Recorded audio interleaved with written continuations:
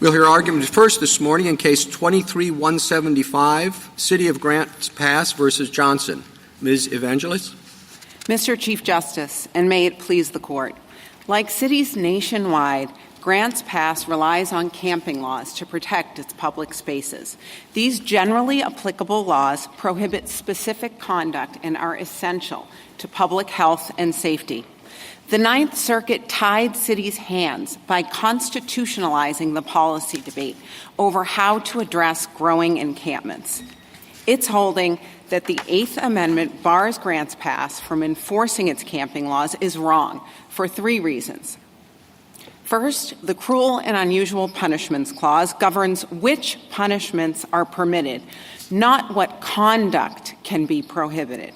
Second, no precedent supports the Ninth Circuit's rule. Respondents in the United States abandon its reliance on Powell. Instead, they misread Robinson to bar any punishment for involuntary conduct that's linked to a status. But Robinson held only that states cannot outlaw the status of drug addiction. It made clear that they can prohibit conduct like drug use. This Court should not rewrite Robinson 6 decades later. Third, the Ninth Circuit's approach has proven unworkable. The Eighth Amendment does not tell courts who is involuntarily homeless, what shelter is adequate, or what time, place, and manner regulations are allowed. But in 35 suits and counting, federal courts are now deciding everything from the exact size of campsites in San Rafael to the adequacy of empty beds at specific shelters, like the Gospel Rescue Mission in Grants Pass. And cities are struggling to apply arbitrary, shifting standards in the field. This Court should reverse and end the Ninth Circuit's failed experiment, which has fueled the spread of encampments while harming those it purports to protect. I welcome the Court's questions. Do you consider these civil or criminal penalties? They are both, Justice Thomas. There is criminal trespass and civil. Is that involved in this case? Yes, it is. To what extent? I mean, has any of the petitioners, any of the parties here, been subject to criminal trespass? Well, they are at issue in the case. The district court enjoined them, and yes, they do apply here. They are for recidivist offenses. But which party has been held accountable for criminal trespass? So here, none of the individuals who are currently in the case. So what's involved in this case? For Logan and Johnson, the civil penalty. And so what, is it the anti-camping or what is it? Yes, it is. Okay, so that's civil or is it criminal? The camping ordinance is civil, and then for repeat offenders, it's punishable by criminal trespass. But we're not talking about repeat offenders right now, right? That's correct. So then, have we ever applied the Eighth Amendment to civil penalties? Not the Cruel and Unusual Punishments Clause, no. Counsel, what will the city do if you don't prevail here? The city's hands will be tied. It will be forced to surrender its public spaces as it has been. Unfortunately, beds are going unused at the Gospel Rescue Mission. People are not getting the help that they need. The city is under an injunction here, and it's unable to rely on these basic ordinances.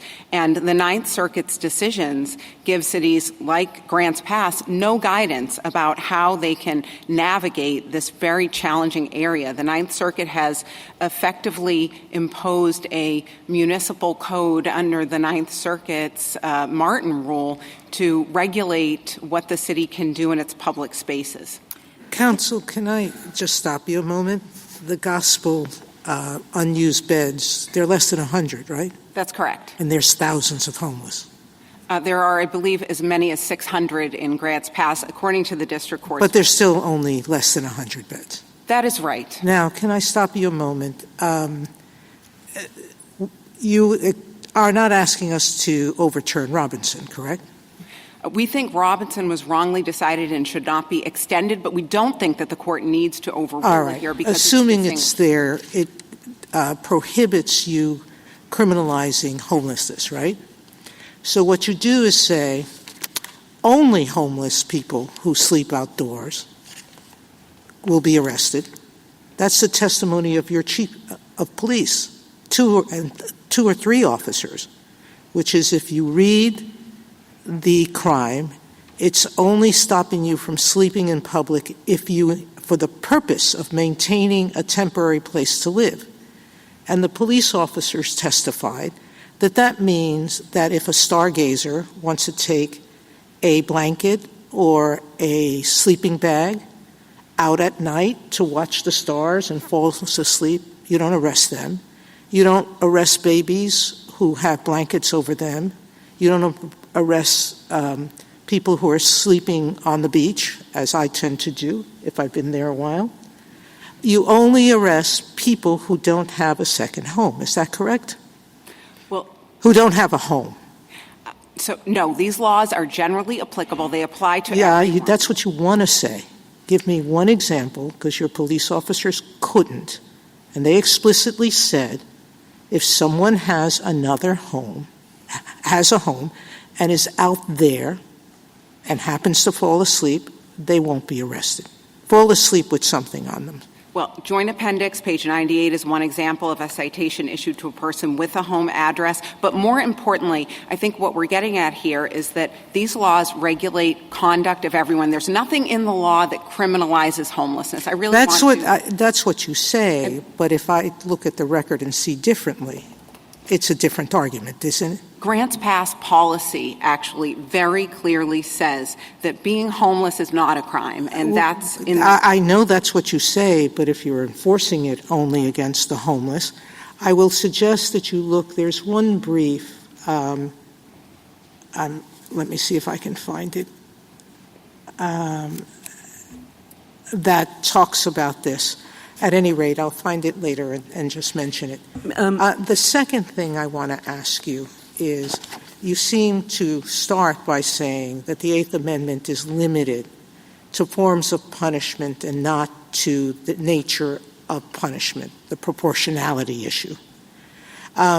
There also is a number of amicus brief that lays out for us that from the Magna Carta, through the founding, through state laws, through Weems, which was in 1910, through Trop later in the century, that throughout all of that, both the English, American colonies, this court, has had some form of proportionality in their Eighth Amendment jurisprudence. You're asking us to ignore all of that history. No, we're not, Justice Sotomayor. What we are saying is that this case doesn't implicate proportionality. We're not asking the court to take a position on whether it's a proper inquiry under the Eighth Amendment. For example— yes, you are, because you're saying that the only thing that's prohibited by the Eighth Amendment is the form of punishment. But in those cases, and in our history, we have said that certain punishments, Trop, for example, can't be done. That's right. And the court has always looked at if a particular punishment is considered too extreme or categorically so, as in the death penalty in some cases, the court looks at whether a lesser punishment would be acceptable. Again, it's looking at punishment. And that's where the inquiry focuses. Here, only what the respondents are asking this court to do is to extend Robinson beyond— Do you have hotels that are valued at $200, $250 in your city? Just answer yes or no. I don't know. Well, let's assume, because even in New York City, which may be the most expensive city in the nation or close to it, there are hotels that are less than that or at that price. If a homeless person had that kind of money, don't you think they'd stay in a hotel? So, Justice Sotomayor, the difficulty here is that this rule that the respondents are proposing rests on whether someone's conduct is involuntary. Most importantly here, we're talking about conduct, so I want to talk about how this is completely distinguishable from Robinson. So can I talk about that, Ms. Kapoor? So taking Robinson as a given, could you criminalize the status of homelessness? Well, I have a couple points to that. It's just a simple question.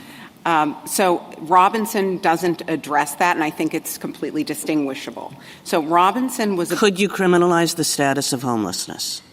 Well, I don't think that homelessness is a status like drug addiction, and Robinson only stands homelessness for that. is a status. It's the status of not having a home. I disagree with that, Justice Kagan, because it is so fluid. It's so different. People experiencing homelessness might be one day without shelter, the next day with. The federal definition contemplates various At the forms. period with which, in the period where you don't have a home and you are homeless, is that a status? Could No. you criminalize that? No, it's not. So Robinson talked about addiction like a disease. You could criminalize just homelessness. So I want to say first a couple of things. So I think that for the... that's quite striking. No, I don't. That you think that you can criminalize just homelessness. No, we're not saying that homelessness is a status, but most importantly, I think the Eighth Amendment is the wrong way to focus on this question. It's really a simple question. Can you criminalize homelessness? And you're suggesting, yes, you could. No, we do not criminalize homelessness. I'm not saying... Could you criminalize homelessness? Not tell me what you do, what you don't do. Could you? So I think there would be due process problems and vagueness problems. I don't think there's an Eighth Amendment problem in the sense of Robinson, because that was a limited decision where the holding was solely about a disease of addiction. The court was very clear about distinguishing between addiction and possession or use. And so... you're right that it's a different status that was involved in Robinson. But Robinson made clear that there was a category of cases which were status offenses, which were different from conduct offenses. And when you started off here today, you said we're just criminalizing conduct. So to tell you the truth, I thought that this was going to be a question where you would say, no, of course we can't criminalize a status, but there's conduct here. And then I was going to say, what is the conduct here? But you didn't say that. You said you could criminalize even the status of homelessness. And that suggests to me that you're off on the wrong track in thinking about this issue. So, Justice Kagan, I think the point where we are disagreeing here is really about whether the Eighth Amendment is the right framework for this discussion. Well, the Eighth Amendment was the framework in Robinson. And so taking Robinson as a given, where Robinson said the Eighth Amendment protects you against status-based crimes, that's what the question is. I don't think Robinson extends that far. I think Robinson itself was cabin, and I think the Justice Marshall's plurality in Powell goes into a discussion about this and how that was the right line. What is the conduct here? The conduct is camping, establishing a campsite, and it's the same as in the federal regulations that the National Park Service So I didn't relies think on. that was the conduct. I thought that the only conduct here was sleeping outside with a blanket. No, it is the conduct of establishing a campsite, which includes making a bed with bedding or other materials, and the federal law A campsite suggests something different to people. It suggests a tent. It suggests a conglomeration of people, tent camps, if you will. But your ordinance does not just prohibit that. Your ordinance prohibits a single person who is homeless, so does not have another place to sleep. That's a status. I don't have another place to sleep. A single person sleeping instead in public with a blanket. That's what I understand your statute to do. Is that not what your statute does? The statute does not say anything about homelessness. It's a generally applicable law. It's very important that it applies to everyone. Yeah, even I got that, but it's a single camping. person with a blanket. And you don't have to have a tent. You don't have to have a camp. It's a single person with a blanket. And sleeping in public is considered conduct. And this court in Clark discussed that is conduct. Also, the federal regulations sleeping is a are biological necessity. It's sort of like breathing. I mean, you could say breathing is conduct, too. But presumably, you would not think that it's okay to criminalize breathing in public. I would like to point to the federal regulations. And for a homeless person who has no place to go, sleeping in public is kind of like breathing in public. Well, 2 points. So first, even the federal regulations prohibit even sleeping. They don't even require any materials, including but not necessary under the federal regulations. So this is conduct that is understood by jurisdictions nationwide and even the federal government to be conduct that is prohibited. And so I want to make that point. The I'll second tell you point, the truth, Ms. Kapoor. I think that this is a super hard policy problem for all municipalities. And if you were to come in here and you were to say, we need certain protections to keep our streets safe, and we can't have, people sleeping in any place that they want, and we can't have, tent cities cropping up. I mean, that would create one set of issues. But your ordinance goes way beyond that. Your ordinance says, as to a person, and I understand that you think it's generally applicable, but we only come up with this problem for a person who is homeless, who has the status of homelessness, who has no other place to sleep. And your statute says that person cannot take himself and himself only and, can't take a blanket and sleep someplace without it being a crime. And that's, well, it just seems like Robinson. It seems like you're criminalizing a status.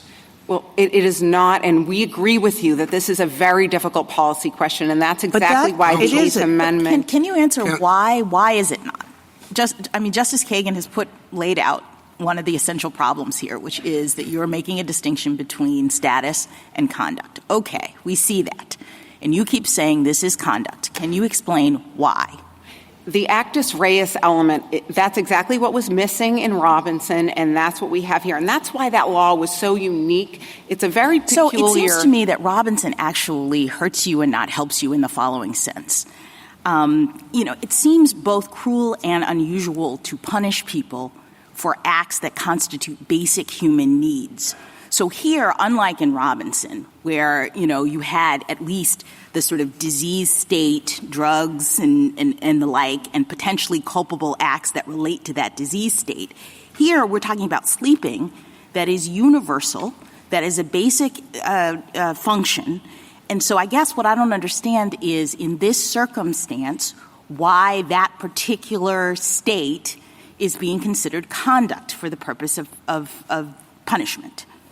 Well, I think that just illustrates the line drawing problems, because if you look at biological necessities and what a person needs to do, the Ninth Circuit's decisions in this area would allow all sorts of behavior. Can I give you a Yes, hypothetical? thank you. Okay, so suppose the relevant ordinance prohibited eating on public property rather than sleeping or camping. We're talking about eating. And the city, for very, rational reasons, has determined that when people eat outdoors, it creates problems with trash and rodents and the like, and so it bans eating in public places, and it punishes violators.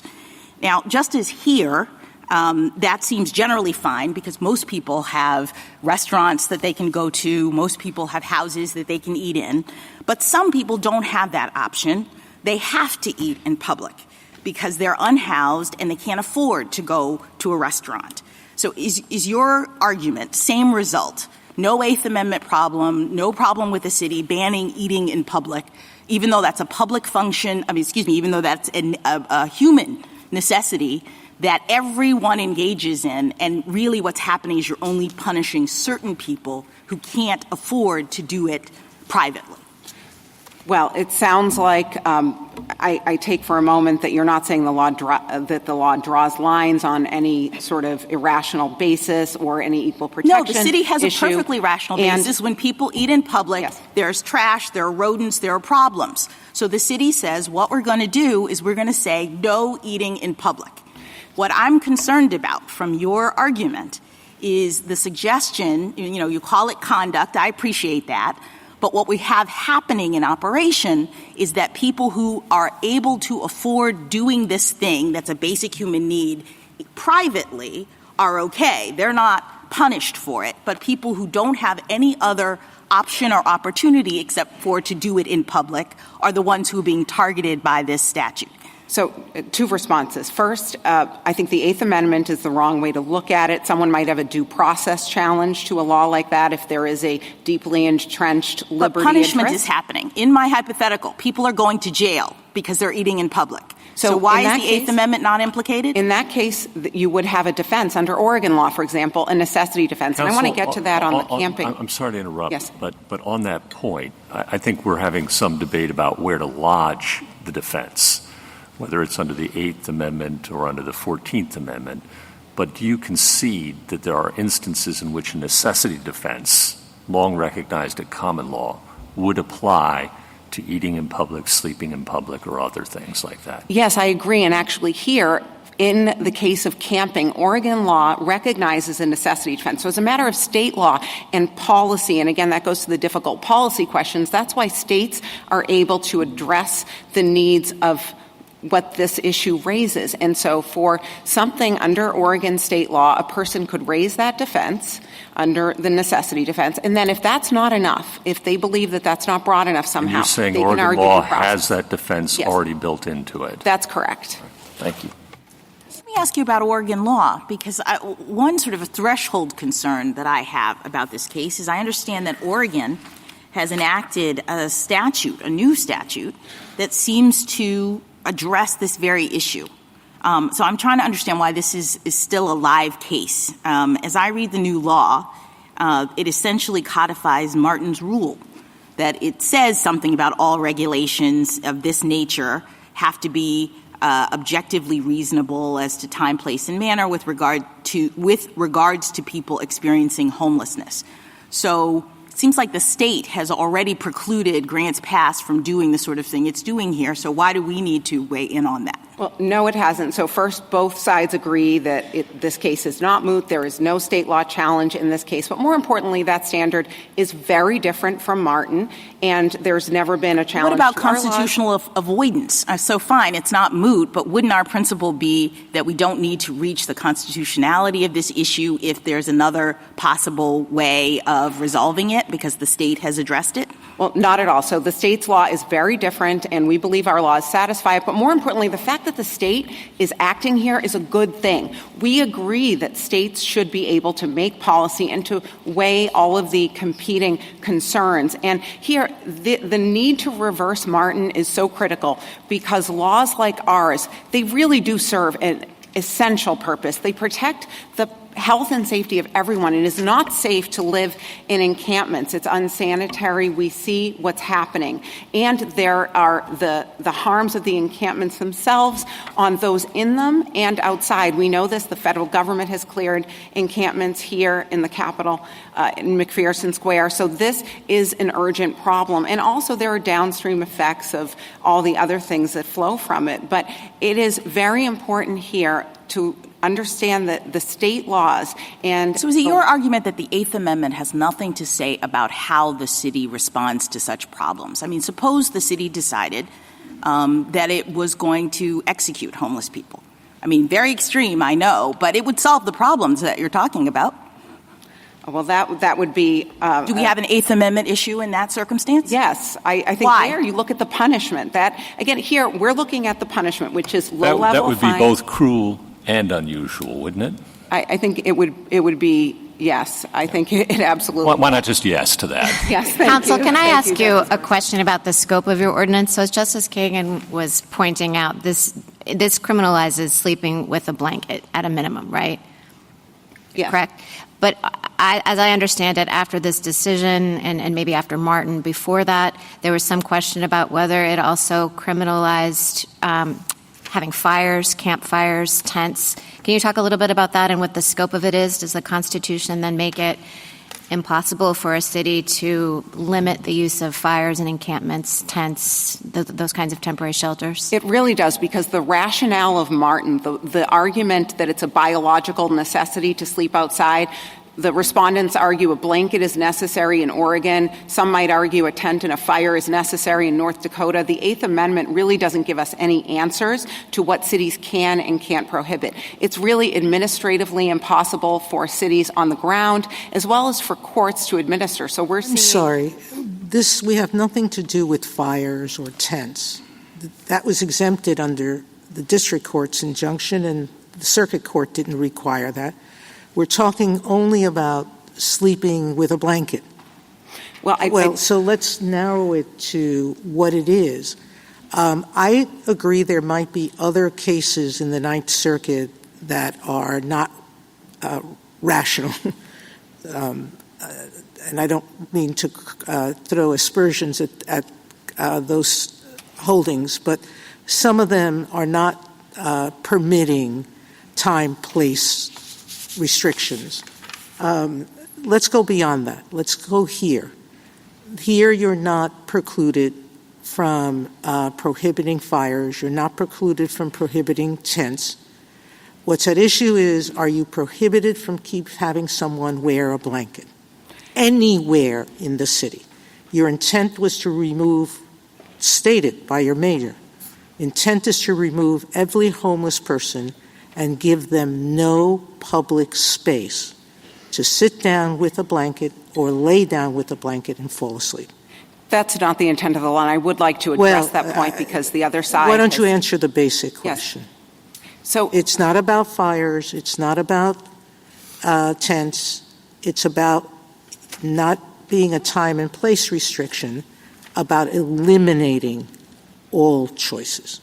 So we think that it is harmful for people to be living in public spaces, on streets and in parks, whatever bedding materials, when humans are living in those conditions. We think that that's not compassionate and that there's it's no not, dignity but neither in that. is providing them with nothing to alleviate that situation. This is a difficult policy question, Justice Sotomayor. It is. Where do we put them if every city, every village, every town lacks compassion and passes a law identical to this? Where are they supposed to sleep? Are they supposed to kill themselves not sleeping? So this is a necessity defense, as I mentioned, under Oregon law is available. States are able to address these concerns. This is a complicated policy question. We believe that the Eighth Amendment analysis, to go back to it, focuses on the low-level What's so fines. complicated about letting someone somewhere sleep with a blanket in the outside if they have nowhere to sleep? The laws against defecation, the laws against keeping things unsanitary around yourself, those have all been upheld. The only thing this injunction does is say you can't stop someone from sleeping in a public place without a blanket. Why don't you answer, and then we'll move on to the next round. And you can be thinking about an answer to Justice Sotomayor while we move into a different stage of the argument. Is being a bank robber a status? No, I would say that a law, if your question is asking would it be permissible to punish being a bank robber, I think that would have vagueness problems probably. Well, it would be someone who robbed a bank. That doesn't sound vague. Well, I don't think that it is a status in the sense of Robinson, which, again, I want to just focus on what we think Robinson stands for, and it's only its narrow holding about addiction. And there it was the status of being an addict without any mens rea. So a law like that, without any actus reus. A law like that is problematic without an actus reus. I think it would probably have vagueness problems, due process problems. However, the Eighth Amendment, this entire exercise under Robinson, is the only time this court has ever evaluated the substantive criminal law, and it raises all of these line-drawing problems. And the fact that I'm not here to defend Robinson as a matter of first principles, we don't agree with it. We think it was wrongly decided. We're just saying that it is so far removed, that our laws are so far removed from what was at issue in Robinson that it just isn't implicated here. So if someone is homeless for a week and then finds available shelter, is that person homeless when he's in the shelter? Under federal law, the HUD regulations, he is actually considered homeless. That shows the fluidity and the different ways. Putting the HUD regulations to one side, can someone who is sleeping in a shelter be considered homeless? Some would say yes. That someone. What would you say? I would say that at that point he is sheltered and homeless. think that is No, let me make it easier. What if he buys a home or finds a home or is given a home? Is he homeless at that point? He is not. So for what's at issue in this case So you think the status of homelessness can change from one time to another? Yes, I do. I think it's very fluid. Is that consistent with the definition of status in Robinson? No. So Robinson treated addiction as a disease and as something that, and many believe that addiction is something that someone has with them forever, and it's a struggle. So that is a very different situation. And here, if someone has shelter, let's say they were offered shelter yesterday and they refused it, and then today, when someone comes around and tells them that they're not permitted to camp, are they involuntarily there if they refused shelter yesterday? That's the question the Eighth Amendment does not answer. This is very complex. What if there is a bed available in the Gospel Rescue Mission, but like Ms. Johnson, a person doesn't wish to leave their pet? Her Rottweiler's not permitted there. So that is a difficult question for a person and a difficult policy question. But the person's status, yes. Thank you, Counsel. Justice Thomas? Robinson actually included a crime of, as I read it, either to use narcotics or to be addicted to the use of narcotics. And the court was concerned about the status of being addicted to the use. Is there a crime here for being homeless? No, there is not. Justice Alito? Robinson presents a very difficult conceptual question. Do you think that someone who is a drug addict is absolutely incapable of, that all people who are drug addicts are absolutely incapable of refraining from using drugs? I think that for some that may be true, and for some perhaps they can abstain, but that's a question of free will and agency that's true of every law and what conduct we choose to regulate. All right, then compare that with a person who absolutely has no place to sleep in a particular jurisdiction. Does that person have any alternative other than sleeping outside? So I think we'd have to ask all of the questions I mentioned earlier about what alternatives they might have had yesterday. No, they have ended none. up They there. have absolutely none. There's not a single place where they can sleep. If that's true, then that may be the case. And in that case, at least in Oregon, they would have a defense of necessity. So the point is that the connection between drug addiction and drug usage is more tenuous than the connection between absolute homelessness and sleeping outside. Well, I think in Robinson, again, the court did draw that line, but here the respondents are saying that the two are really the same, that camping outside, sleeping outside, and being homeless are two sides of the same coin. We think that that's wrong. It's collapsing the status that they claim into the conduct. So we think the conduct here is very clear because it applies generally to everyone. The law does not say on its face it is a crime to be homeless. I just want to make that very clear. Thank you. Justice Sotomayor?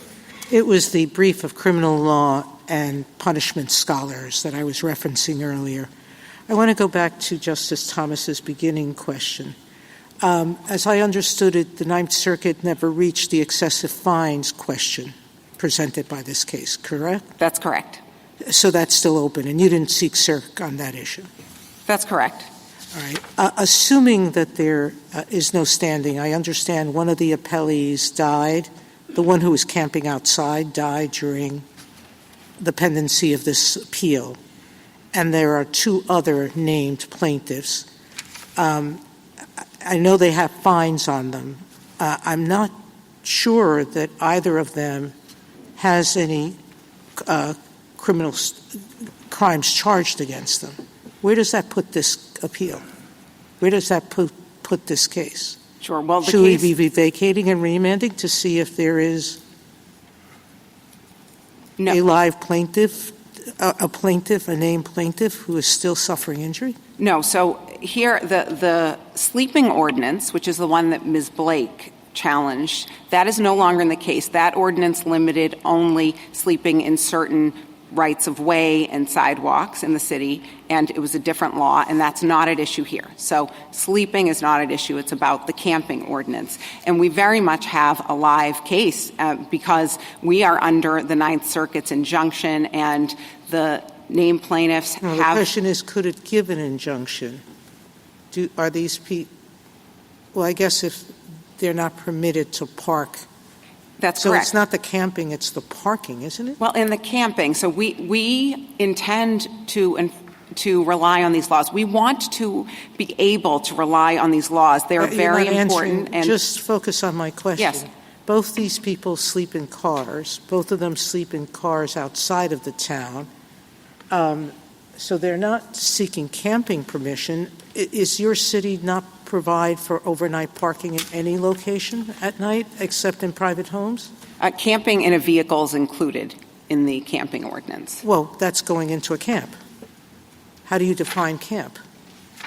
Again, it is a place where someone has laid so down if they bedding go or into, has... if there's a line of cars and they want to, and the cars can stay overnight, so they want to park in one of those spaces. If they fall asleep in the car, they're guilty of violating the camping law? No, Justice Sotomayor, Ms. Johnson parks her car oftentimes at a friend's, so she is not violating the law at those times. So parking everywhere is not prohibited in certain areas, private areas. Is sleeping in your car prohibited? If you are sleeping in your car in a park where you're not allowed to park overnight, then yes. Have any of them indicated intent to sleep in a park, or have they just said they want to park somewhere in the city? And can they park somewhere in the city and sleep? Yes, they have said that they have the intent to continue their conduct and that they will be therefore subject to the city's laws. And I don't understand that answer. Okay. Justice Kagan? You've referred a couple of times to the necessity defense, so could you tell me how that would work? Yes. So there, under Oregon law, if a person says that it's effectively the lesser of two evils. If they say, I had no alternative, no legal alternative other than what I did here that broke the law, then I had no choice, and I therefore had to break the law, and it was in some sense involuntary, to use a term that many have been discussing. So there, it would be very narrow. It is a very narrow defense, so it would be in that moment. So suppose that there is a person who is homeless, and there are no shelter beds available, and the person has no place to go, and the person, of course, has to sleep. And the person, it's cold outside, the person has a blanket. So that's the minimum conduct that the law prohibits. So the person sleeps outside with a blanket, and the police officer comes, but the person says, well, I had no place else to go. Would the city continue to push for some kind of penalty? Well, if a person received a citation, so if they did, then they would have a defense of necessity. It's asserted as a defense. So what the other side is... Well, it's asserted as a defense. Yes. I mean, so you're not willing to say, no, we're going to tell all our police officers that they shouldn't give a citation in that circumstance. We're going to give a citation and then we'll see how the courts deal with it, is all you're going to tell me. Officers always have discretion, and we know that they exercise it, and it's hard to know. The question is not an individual officer's discretion. Individual officers are in a tough situation here. They are. The question is, what is the city going to tell individual officers? So what is the city going to tell individual officers about a case of the kind that I said? Are you going to tell individual officers, issue the citation and we'll see if the person knows enough to make a necessity defense and we'll see what the court does about that? Or are you going to say, there are some things that just ought not to be the subject of civil or criminal infractions?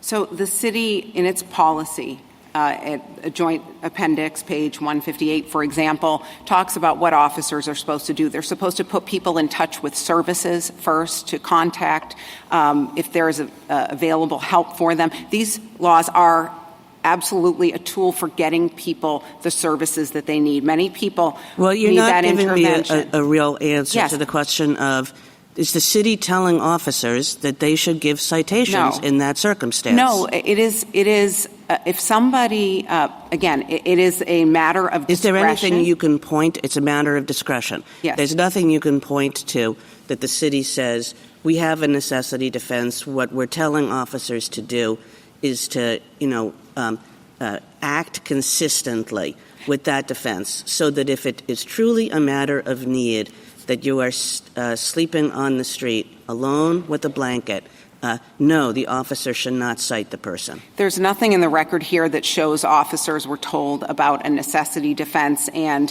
that what it would or would not preclude. That would be an individualized question after the fact if someone received a citation.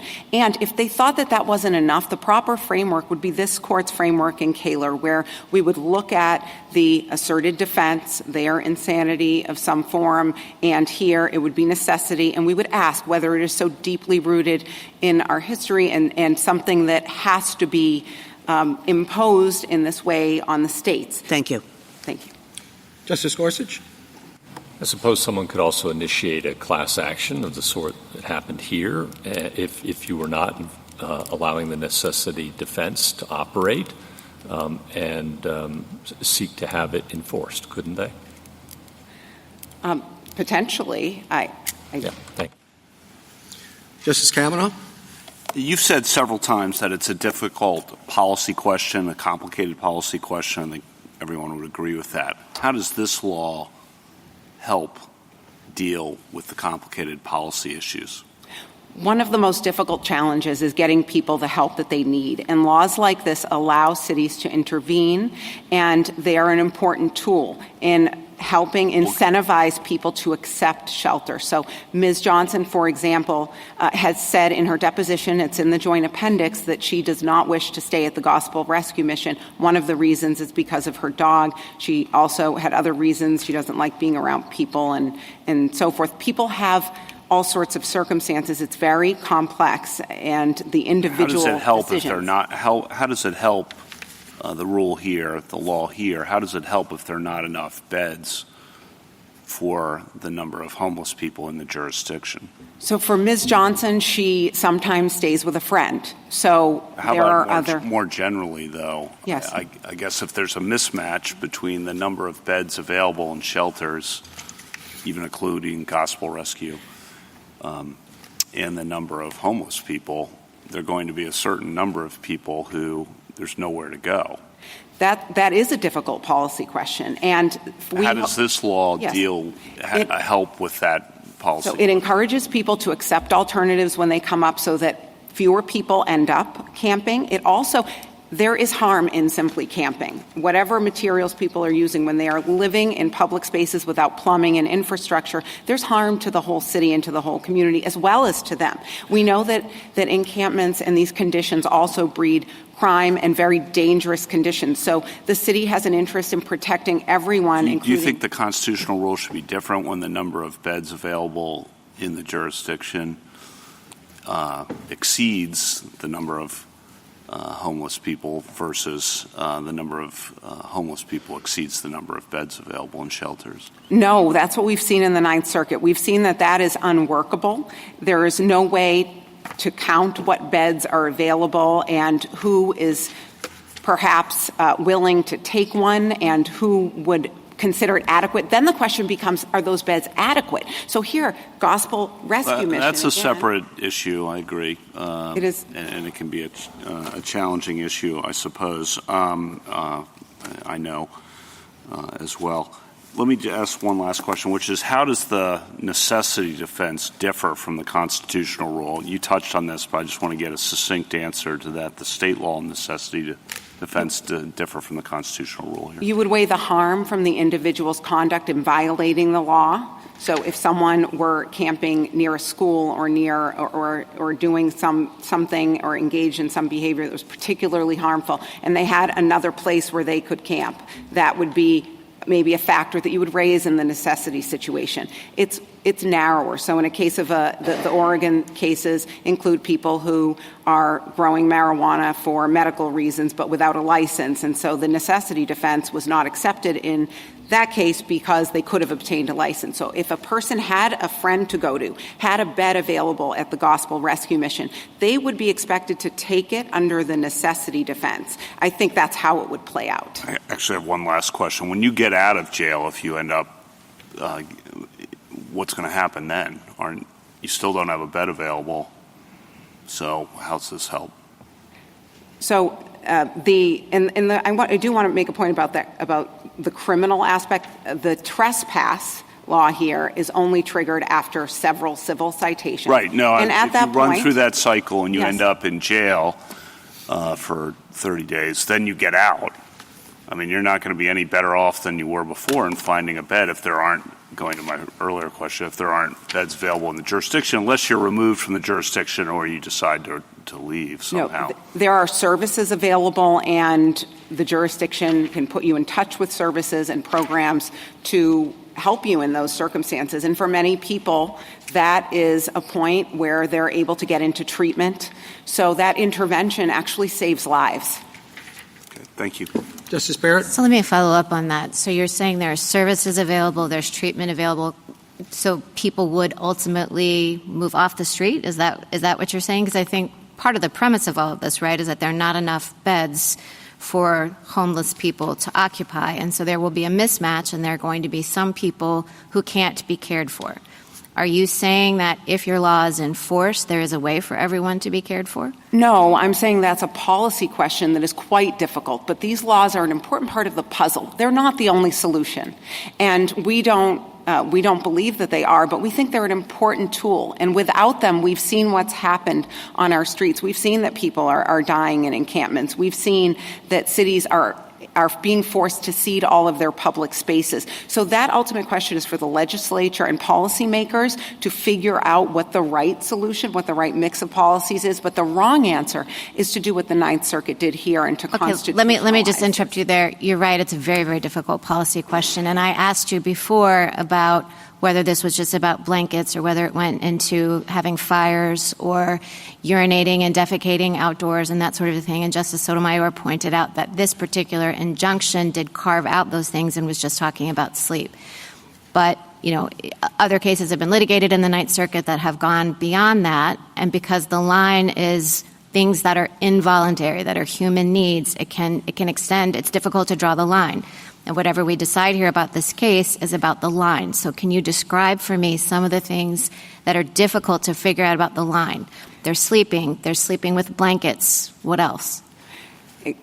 Public urination and defecation, that is a serious problem. Those are parts of biological necessities of being human. A court in Sacramento addressed that, and the Ninth Circuit's opinions debated whether its rule would actually reach those things. I think any rule that we are wondering about and debating whether it would go that far, I think that is a sign that it is not a workable rule. The slippery slope here is very real. It's not just for camping and conduct that might be a biological necessity, putting aside tents and fires in cold climates. What other things would be allowed?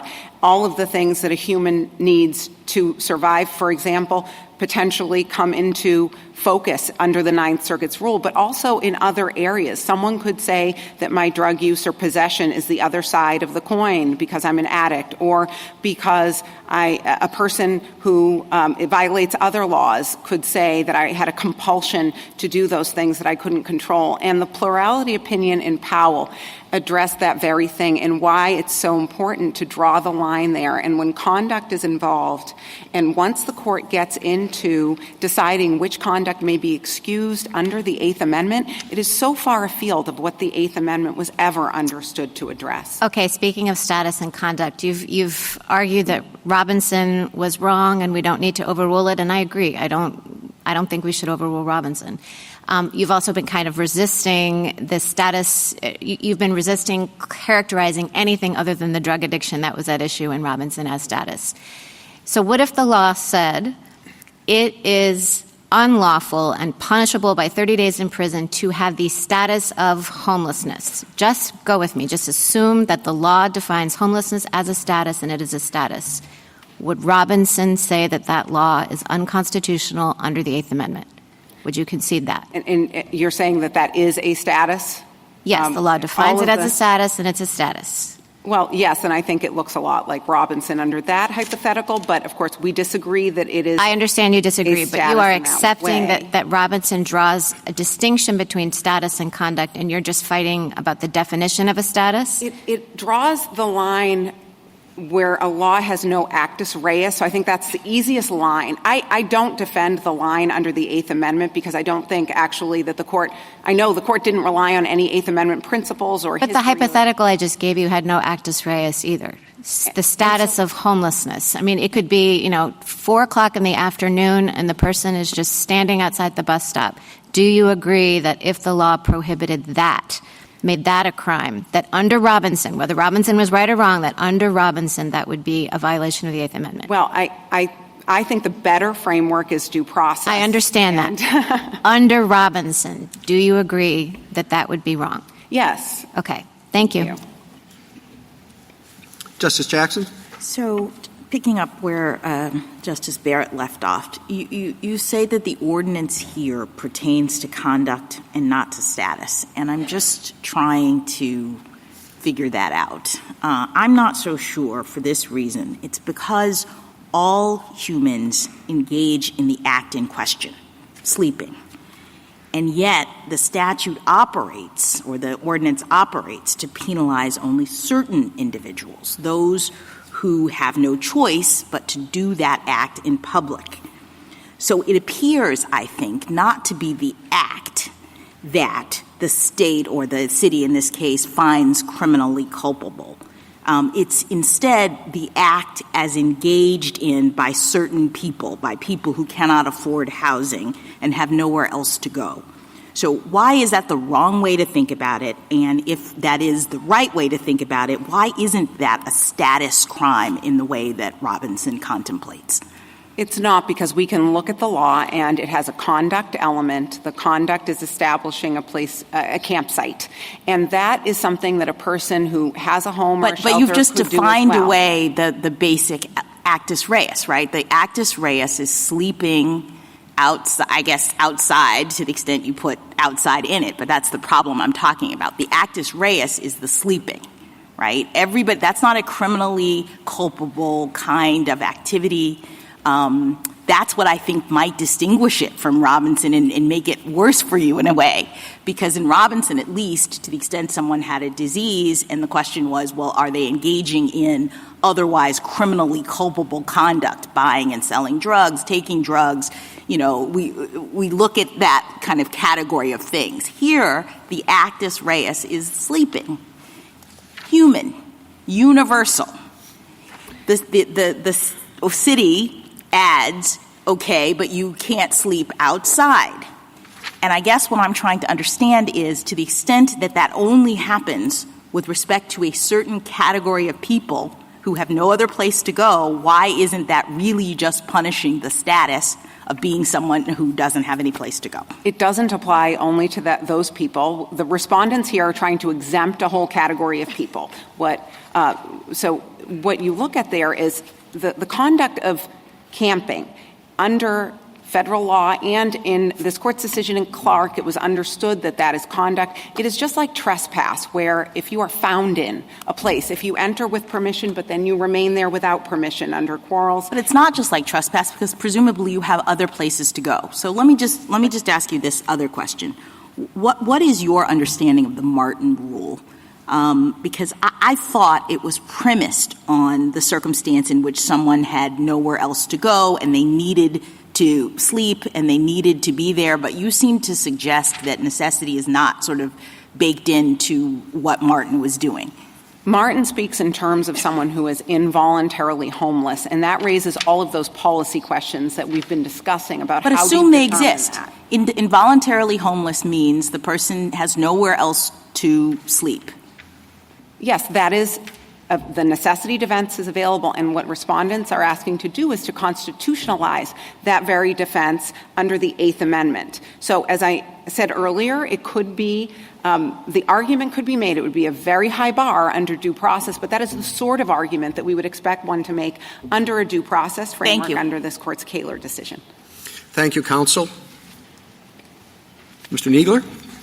Mr. Chief Justice, and may it please the Court. In Robinson, this Court held that the government cannot criminalize status, and respondent has conceded here today that the city cannot criminalize the status of being homeless.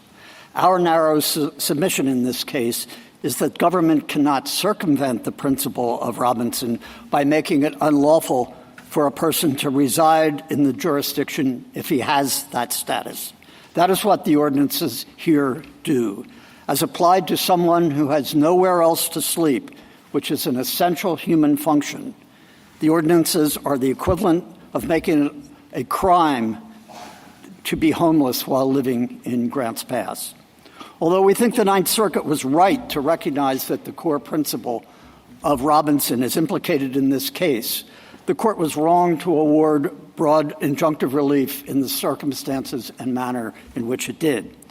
The Robinson principle requires an individualized determination, and the Ninth Circuit's failure to require such a determination and its issuance of much broader injunctive relief has led to the problems at issue that the petitioner and its amici have raised, not the core principle of Robinson. And therefore, we urge the Court to adhere to the core principle of Robinson, but to emphasize that cities have flexibility to implement these, and in particular, time, place, and manner restrictions on where someone can sleep are entirely valid if they are reasonable. And indeed, the state law that Justice Jackson referred to establishes a state policy that time, manner, and place restrictions are the way to go if they are reasonable. I welcome the Court's questions. Mr. Kneedler, wouldn't you have a better argument if Robinson involved someone being arrested for using drugs, but then the Court said that you were in effect arresting him for the status of a drug user because he had no choice but to use drugs because he's an addict? No, our position is not that the conduct, as in Robinson, the drug addict can't stop from using drugs. That is not our position. That's a question of personal culpability on the basis of what. So what's the difference between that and camping out? What you're saying here, it seems as though you're saying, well, there's no other choice, so you have to camp out. Therefore, you're really arresting this person for the status of homelessness. Yes, but not because of an involuntary compulsion sense. I think, as Justice Alito pointed out, the nexus here is actually closer than in the addiction situation, because sleeping outside is essentially the mirror image or the other side of the coin, or the definition of the status of homelessness. Mr. Kneedler, I agree that the distinction between status and conduct is a slippery one, and that they're often closely related. And in Robinson, though, the Court said you cannot make the status of being a drug addict a crime, but you can criminalize the conduct, even if it is involuntary and compulsive. And Powell reaffirmed that line very strongly, at least the plurality opinion did, and said we're not going to go further. And I wonder whether the government is asking us to take that step that Powell counseled against by saying that it is status because effectively status, and this is throughout your brief. You use the word effective or essentially or tantamount to, those kinds of words. And so I just wanted to get your response to that concern. No, we are not asking the Court to take the step that it declined to take in Powell, which had to do with personal responsibility, the sort of issues that were involved in this Court's decision. If you're not asking us to do that, then I guess I just want to circle back to what Justice Thomas was getting at, which is surely the government wants to continue to enforce the drug laws and all kinds of other laws. That people could make an argument that I had an involuntary need to do. a necessity defense to. You don't want us to wipe out all of those laws. Sir, absolutely not. But what is different here is that the conduct that was suggested in Powell would have been based on the person's own separate antisocial conduct. Well, Justice White made clear that some people are going to be forced to drink in public because they don't have a home. He made this very point. No, we don't. But the point here, it is the government that is prohibiting the alternative. It's not the individual's inability to control his own conduct. The government, because of other circumstances, the lack of money, the lack of a friend to stay with, the lack of shelter space, there is no place.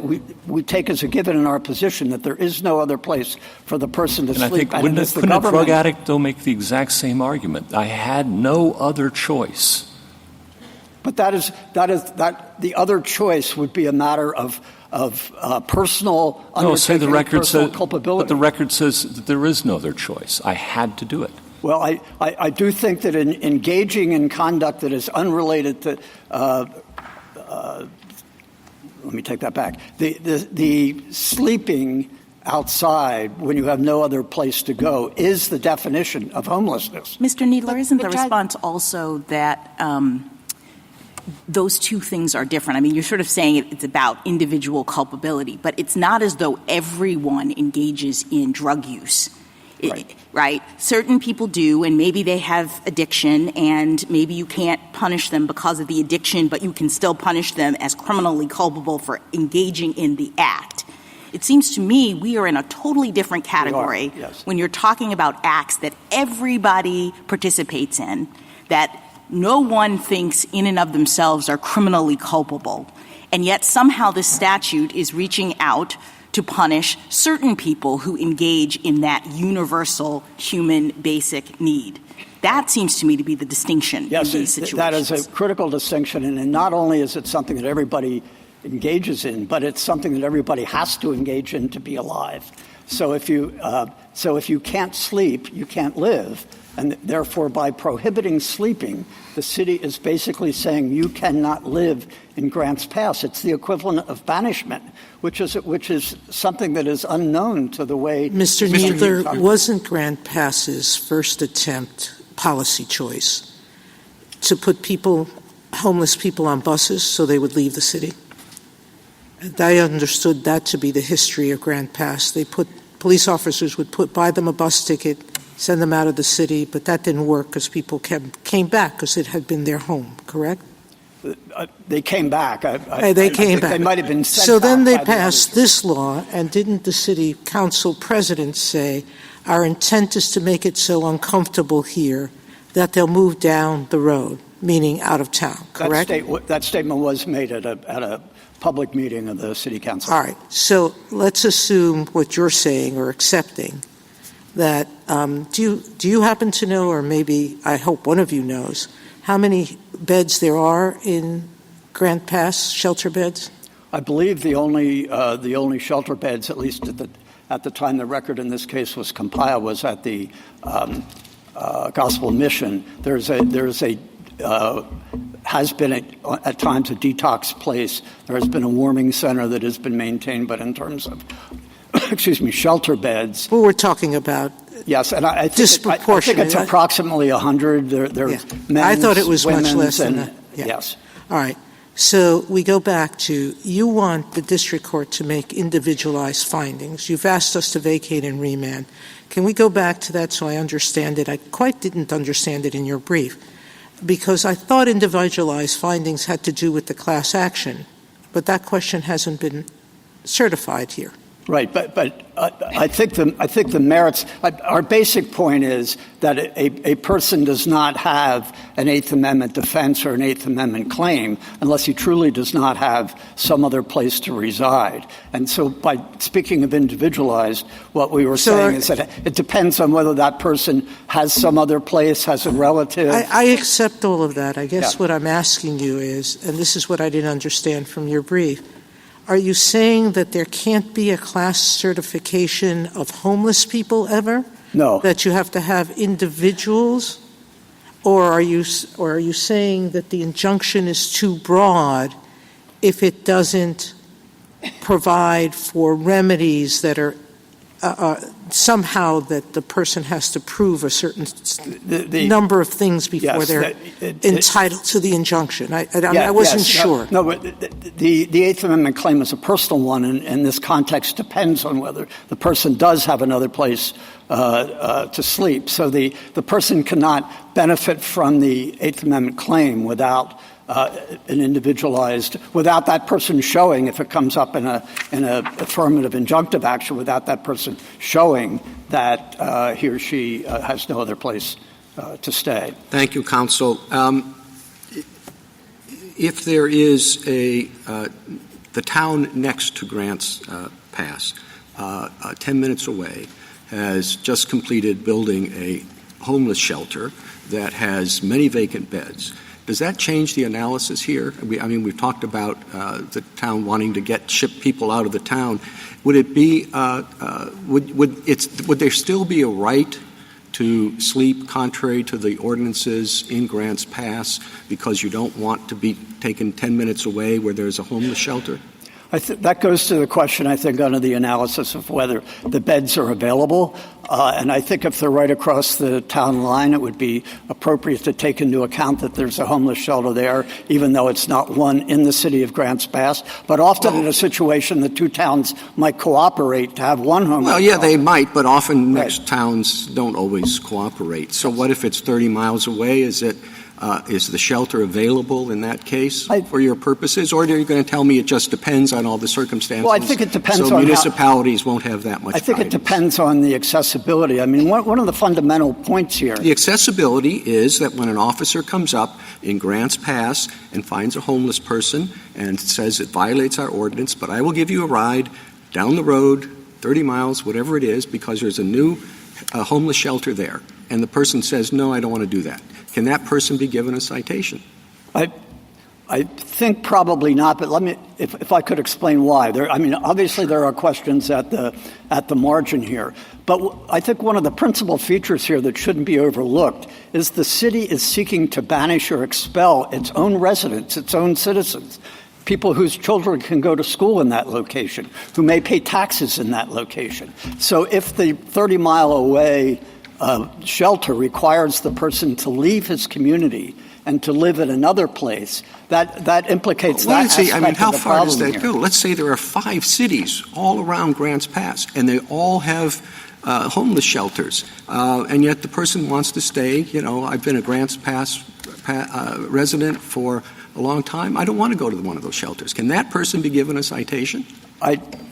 I think because of the concern I've mentioned, I think that would be a serious problem because you would say it would be a problem to give them a citation.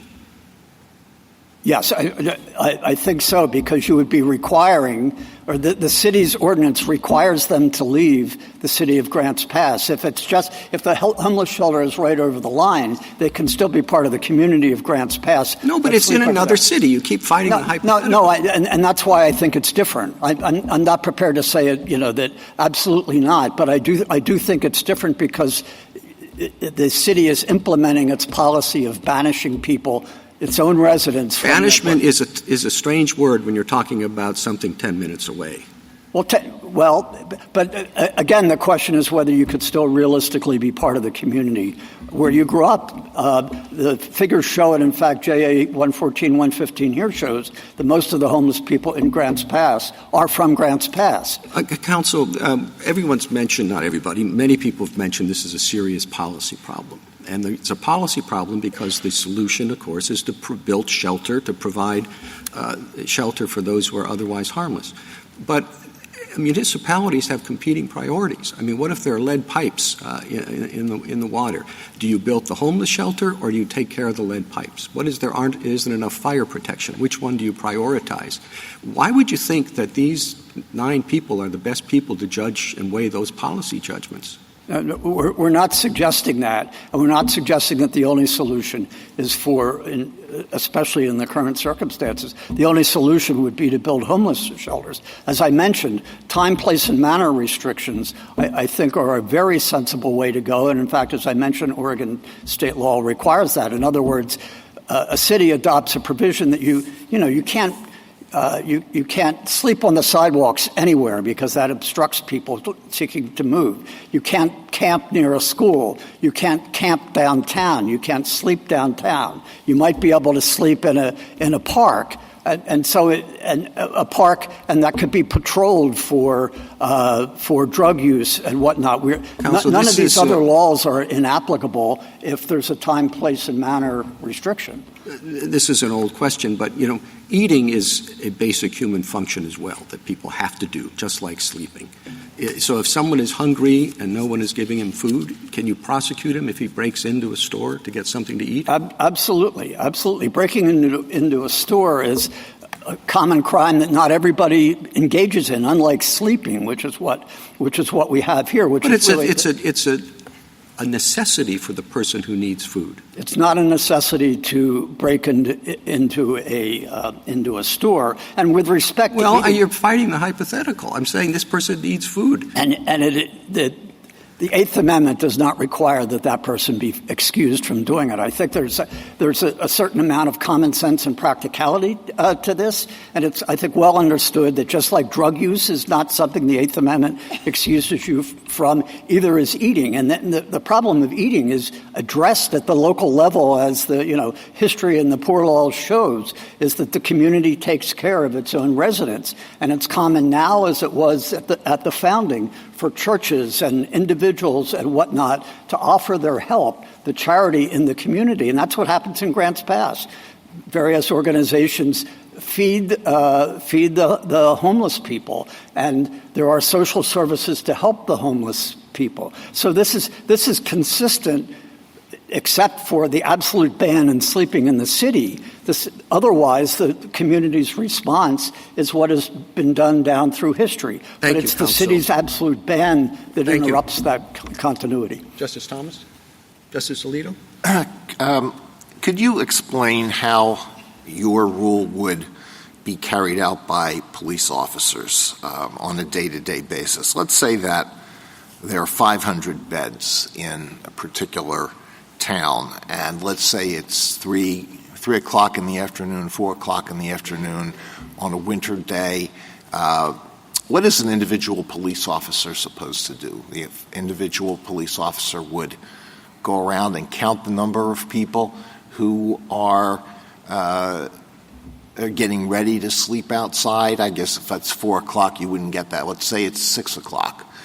Count the number of people who are getting ready to sleep outside for the night, and then ask each one of them whether you've tried to find a bed at a shelter, whether that person would be willing to go to a shelter if a bed is available, without any conditions, or whether the bed would have to be available on the conditions that the individual wants, like I won't go to a shelter where they won't take my dog or something like that.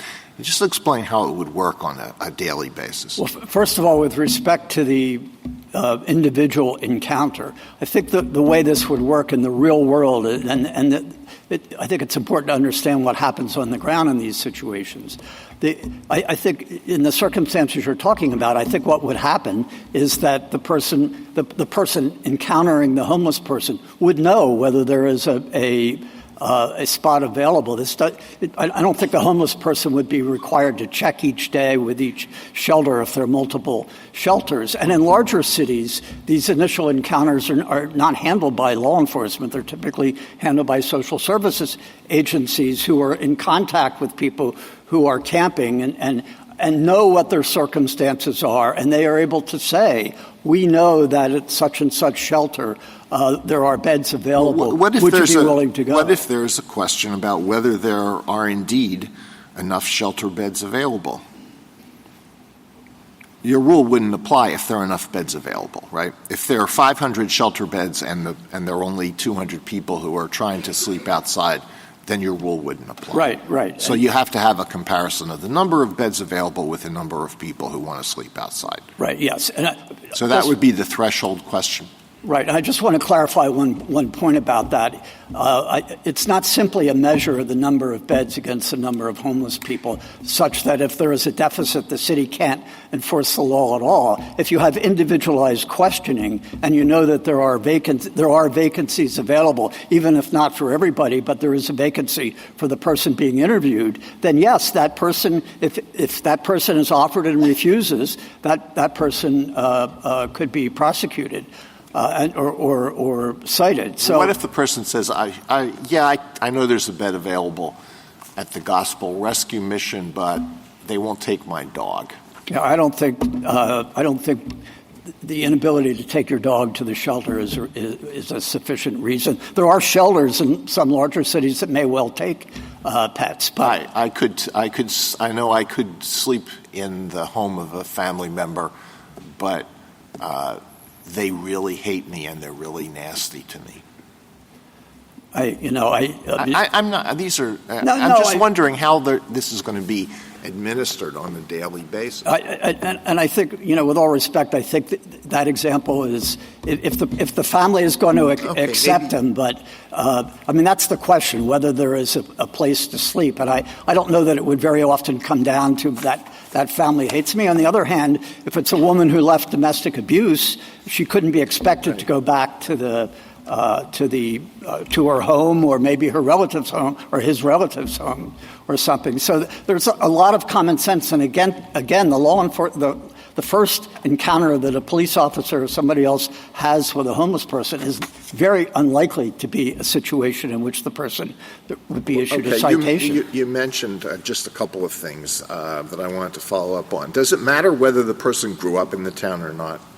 Suppose that they go to okay, that's irrelevant. So if they go up to some police officer or social services in San Diego, goes up to somebody and says, where are you from? Oh, I'm from Fargo, but if I have to sleep outside, I sure would rather do it here than in Fargo. That doesn't matter. No, and I think not because of any Eighth Amendment rule we're talking about, but under this Court's decisions in Edwards and Sines, the Privileges and Immunities Clause or the Commerce Clause or the various right to travel provisions would prohibit attaching that sort of limitation to a newcomer. But I would, as I mentioned, the majority of people are from where I used to live in New Jersey, there are a lot of really small municipalities, I think over 500 municipalities in the state. I could go for a 20-minute walk in the evening and be in 3 or 4 different municipalities. So to get back to the Chief Justice's question, if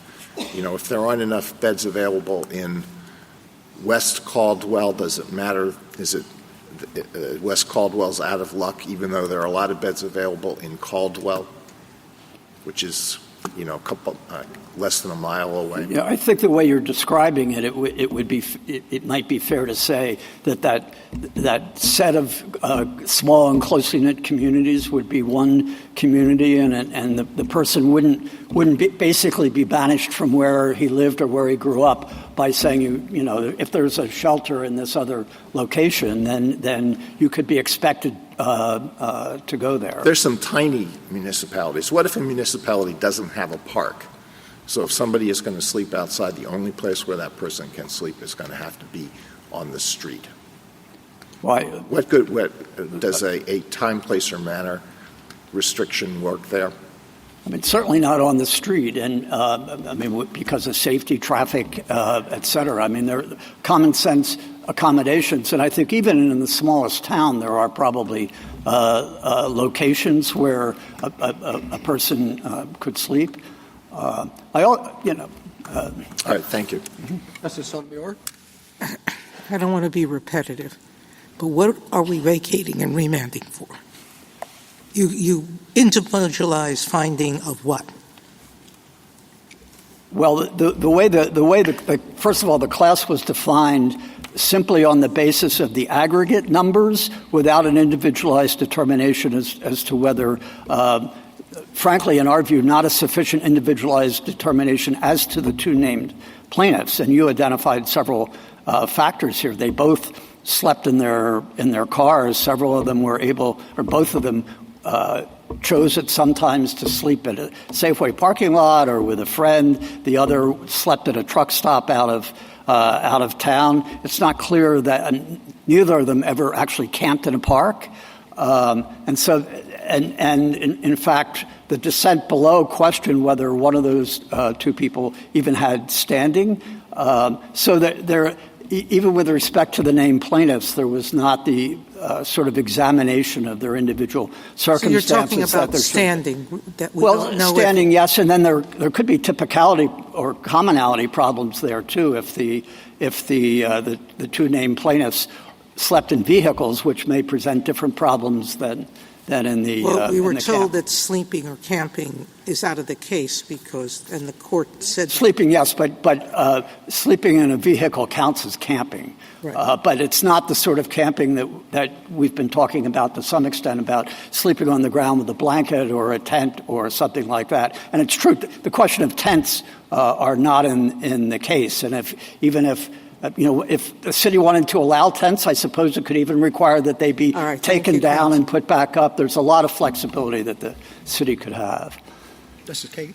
Well, I did want to ask you just about that. I mean, let's say I'm with you, Mr. Needler, on the fact that you can't prohibit being homeless. And because you can't prohibit being homeless, you can't prohibit sleeping outside if you are a genuinely homeless person. And let's say I'm with you that the fact that this ordinance says, well, but we're prohibiting using a blanket, that can't be right. You're not just get hypothermia and the constitutional problem will go away.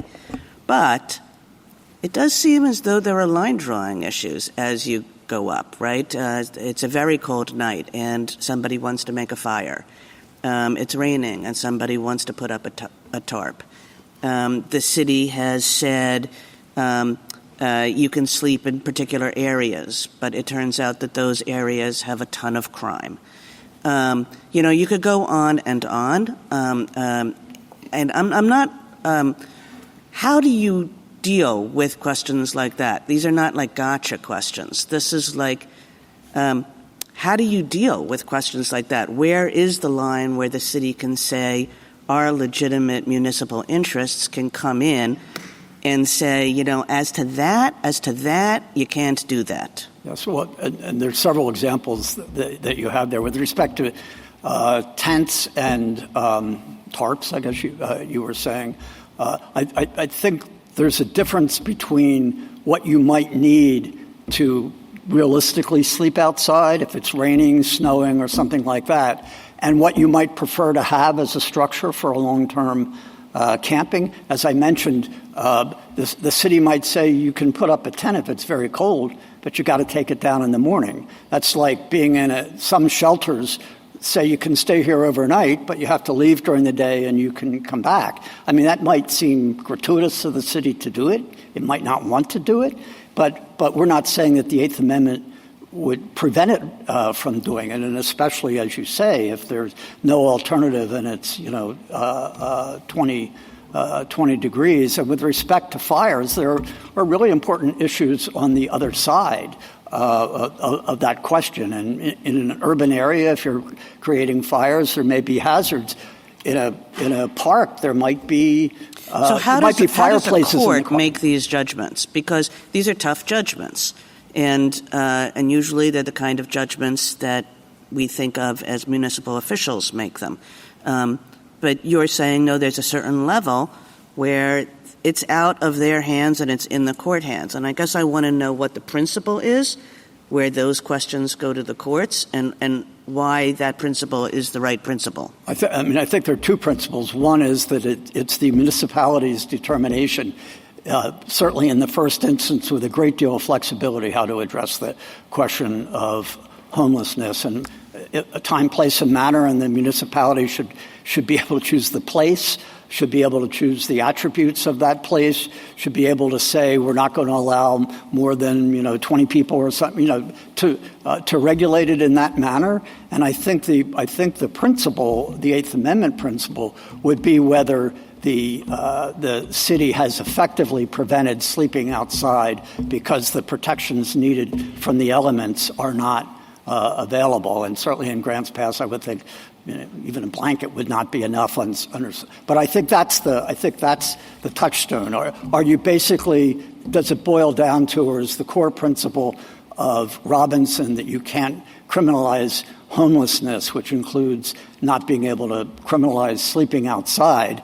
If you can't sleep outside because of lack of protection from the elements, I think that's the principle a court would apply. But the Ninth Circuit in a number of cases has gone way beyond that, and we think that's really the source of the problems that have been identified in the briefs and not the core principle of Robinson. Thank you. Justice Gorsuch? Mr. Kneedler, I want to probe this a little bit further because it does seem to me the status conduct distinction is very tricky. And I had thought that Robinson after Powell really was just limited to status. And now you're saying, well, there's some conduct that's effectively equated to status. But you're saying involuntary drug use, you can regulate that conduct. That doesn't qualify as status. You're saying compulsive alcohol use, you can regulate that conduct in public drunkenness, even if it's involuntary. That doesn't qualify as status, right? Right. You're saying you can regulate somebody who is hungry and has no other choice but to steal. You can regulate that conduct, even though it's a basic human necessity, and that doesn't come on under the status side of the line, right? Yes. Okay. But when it comes to homelessness, which is a terribly difficult problem, you're saying that's different, and because there are no beds available for them to go to in Grants Pass. What about someone who has a mental health problem that prohibits them? They cannot sleep in a shelter. Are they allowed to sleep outside or not? Is that status or conduct that's regulable? I think the question would be whether that shelter is available. It's available. Well, no, available to the individual. It's available to the individual. But it's just because of their mental health problem, they cannot do it. I think there might be, that's the mental health status problem. Or conduct? Well, the mental health situation is itself a status. Right, I know that. Yes. But it has this further knock-on effect on conduct. Is that regulable by the state or not? I think that if the all the alcohol, drug use, they have problems too. But you're saying that conduct is regulable. How about with respect to this pervasive problem of persons with mental health problems? I think in a particular situation, if the person would engage in violent conduct as a No, don't mess with my hypothetical, counsel. I like my hypothetical. I know you don't. It's a hard one, and that's why I'm asking it. I'm just trying to understand the limits of your line. I think it would depend on how serious the effect was on the It's a very serious effect. The mental health problem is serious, but there are beds available. Well, what I was trying to say, it would depend on how serious being required to go into that facility was on the person's if it would make his mental health situation a lot worse, then that may not be something that... So that falls on the status well, side. I guess you could put it that way, but I guess what I'm saying is that... That's what I don't know. I'm asking you. I really am just trying to figure out... you could view that as You're status... asking us to extend Robinson, and I'm asking how far. Well, what I was going to say, you could think of it as status, but I think another way to think about it, and this is our point about an individualized determination, is that place realistically available to that person? It is in the sense that the bed is available, but not because of their personal circumstances. Right, and that's my point. It's available in a physical sense. It may be available to somebody else, but requiring an individualized determination might include whether that person could cope in that setting. So that might be an Eighth Amendment violation. Because it may not, yes, because it's not available. It's an Eighth Amendment violation to require people to access available beds in the jurisdiction in which they live because of their mental health problems. If going there would... How about if they have a substance abuse problem and they can't use those substances in the shelter? Is that an Eighth Amendment problem? That is not sufficient. Why? They're addicted to drugs. They cannot use them in the shelter. That's one of the rules. Well, if it's the shelter's rule, then they have no they can't go there if they're addicted. That's not. So that's an Eighth Amendment. An Eighth Amendment violation. No, the Eighth Amendment violation is prohibiting sleeping outside because the only shelter that is available is not really available to that person. Won't take them. Yes, and that's an individualized determination. Same thing with the alcoholic. Yes. Okay, so the alcoholic has an Eighth Amendment right to sleep outside, even though there's a bed available. If the only shelter in town won't take him, then I think he's in the same condition. And there can be all sorts of reasons, and the city doesn't judges normally, across the country are now going to superintend this under the Eighth Amendment. I actually don't think that it requires again, I don't think we should let the Ninth Circuit decisions. No, you want to characterize. Okay, yeah, you don't like the class certification, but that question's not before us, counsel. No, but all we're talking about is the core principle of Robinson, which is you cannot punish someone for a status. And if I think communities guided by that principle, and it's the only principle a court should be enforcing, would retain a lot of flexibility. How about if there are no public bathroom facilities? Do people have an Eighth Amendment right to defecate and urinate outdoors? No, we is that conduct or is that status?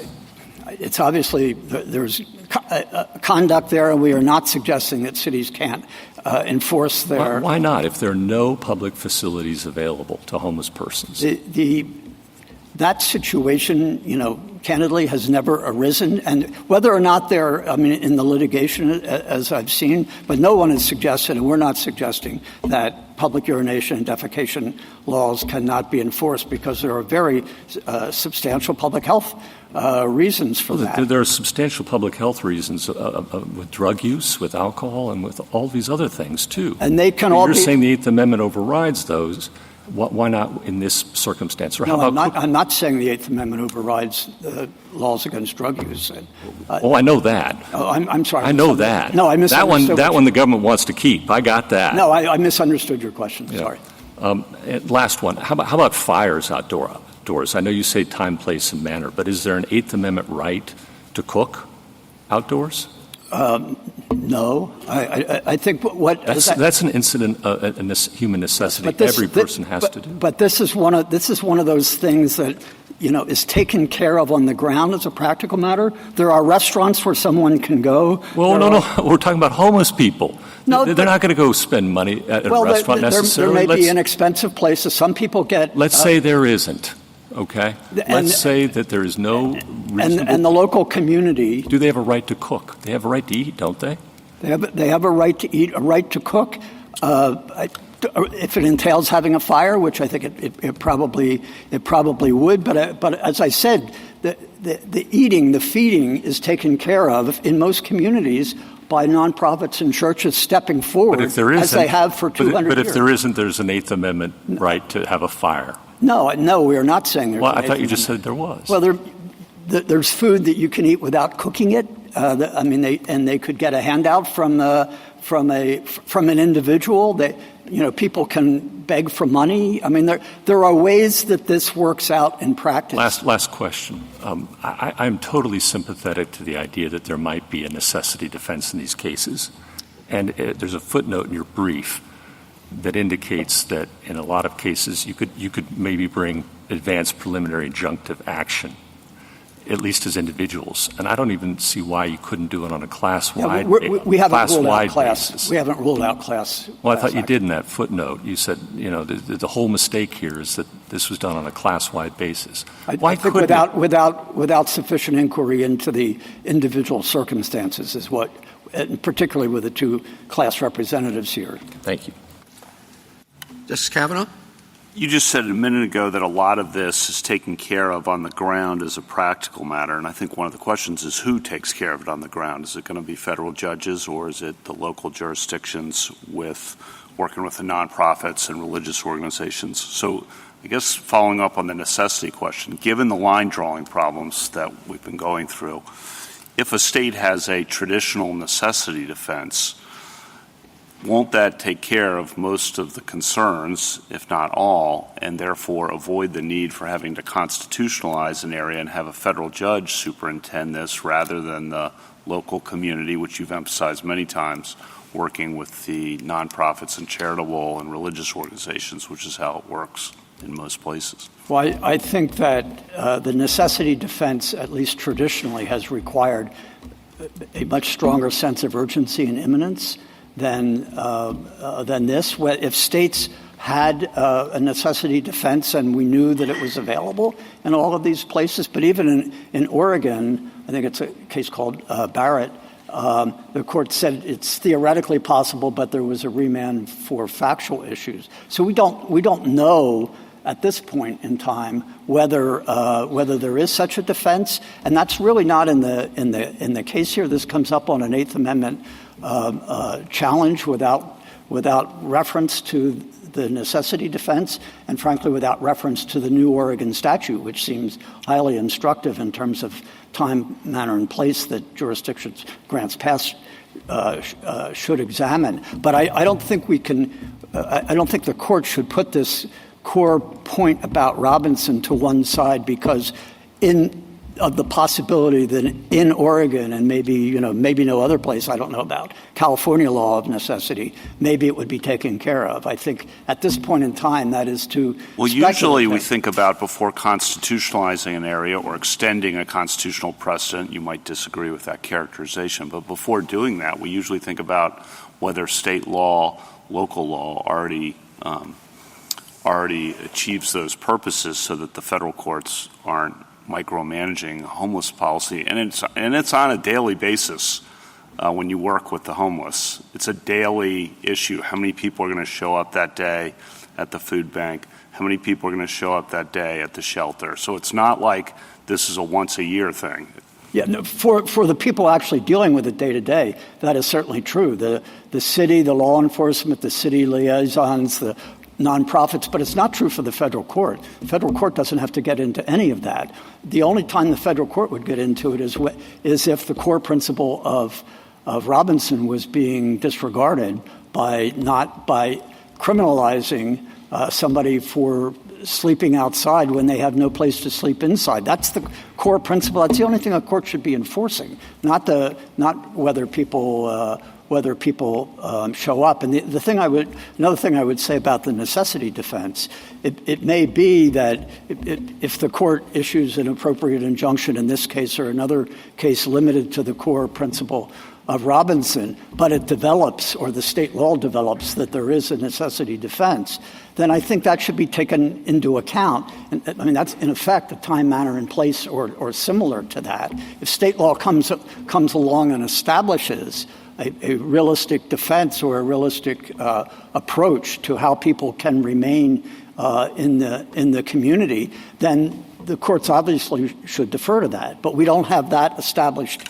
state law at this time. And I don't think the court should decline to address this question, which is important in the Ninth Circuit, both because the principle that those courts recognize should be sustained, but the approach they've taken should not. Last question I have on the food hypotheticals about stealing to feed yourself or cooking to feed yourself. You've kind of waved all those away by, that's all taken care of by local communities, nonprofits, and religious organizations. And by and large, heroic efforts each day to make sure that happens, but it doesn't always happen by any stretch. No, it doesn't always happen, but homeless people are resourceful. They have friends who are also homeless. They may know people in town. They may beg for money. And the towns are coping in the same way, frankly, that individual homeless people do. They do the best they can under the circumstances.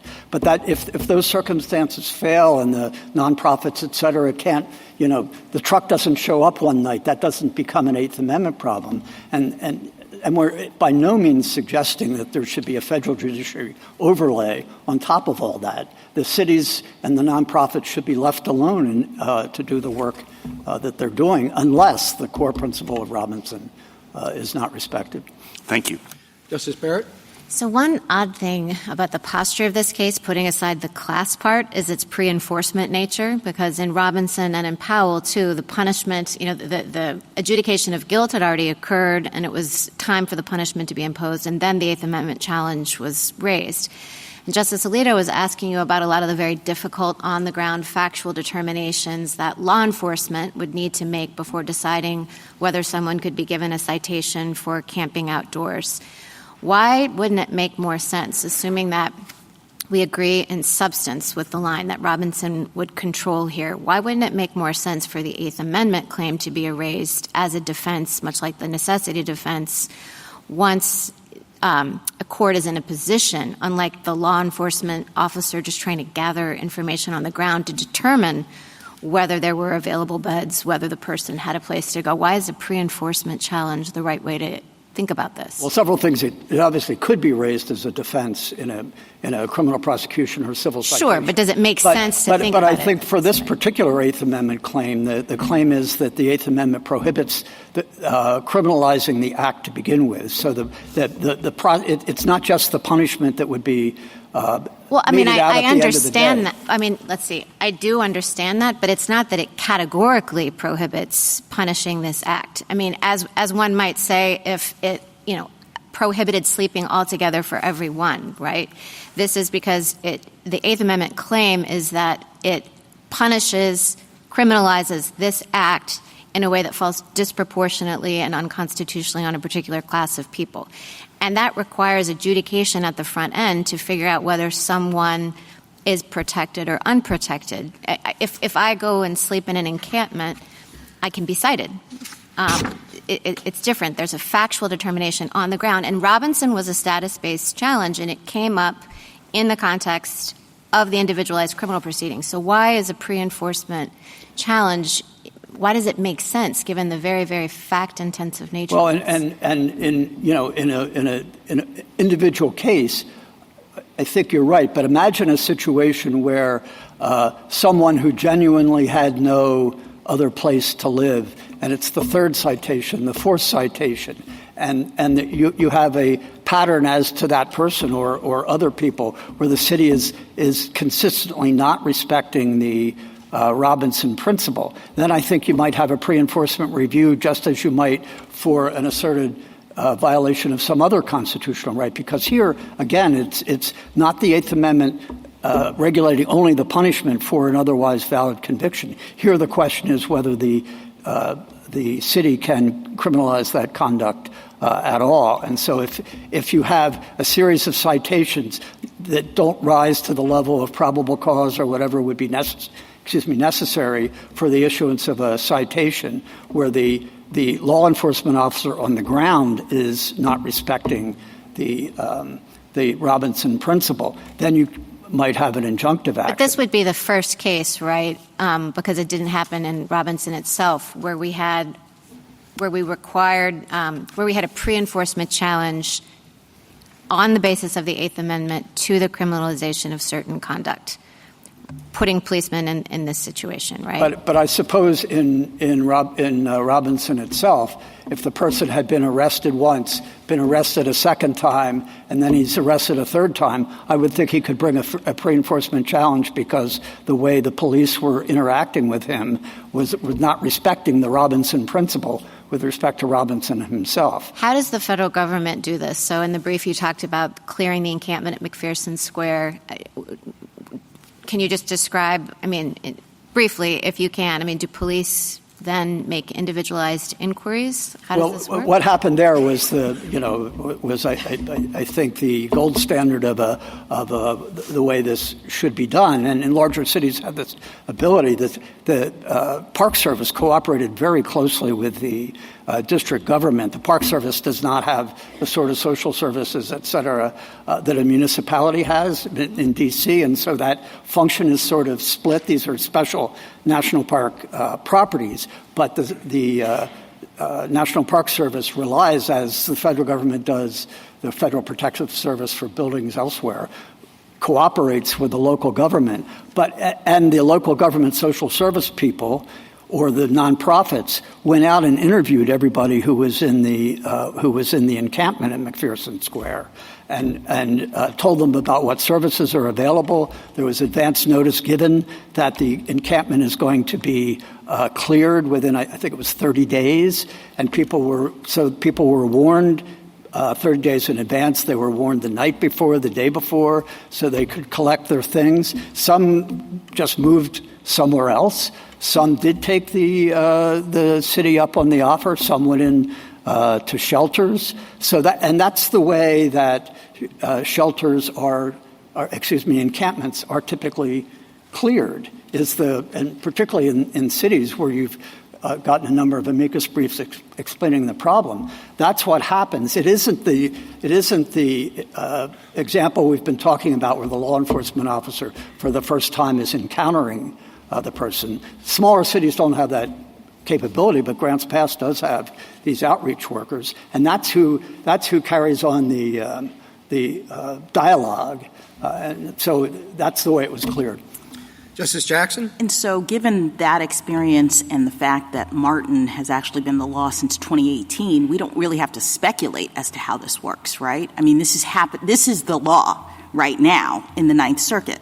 The Robinson principle. The Robinson principle as adopted in Martin. My understanding is, for example, California says that's the law, we comply with it, and there we are. Yeah, they are not asking for Robinson to be overruled. What they're objecting to is the injunctions that go well beyond that. Yes, I understand. I'm just sort of responding to some of the questions that you've gotten as to sort of how does this rule work? Can it work? That sort of suggests that it's not already happening on the ground in these places, that the shelters and the workers are aware of what is available, that people are being advised, that, the principle of Martin, at least in the Ninth Circuit, is we hold that so long as there's a greater number of homeless individuals in a jurisdiction than the number of available beds, the jurisdiction cannot prosecute homeless individuals for sitting, lying, sleeping. This is not a new rule. That's what the law is right now in that situation, right?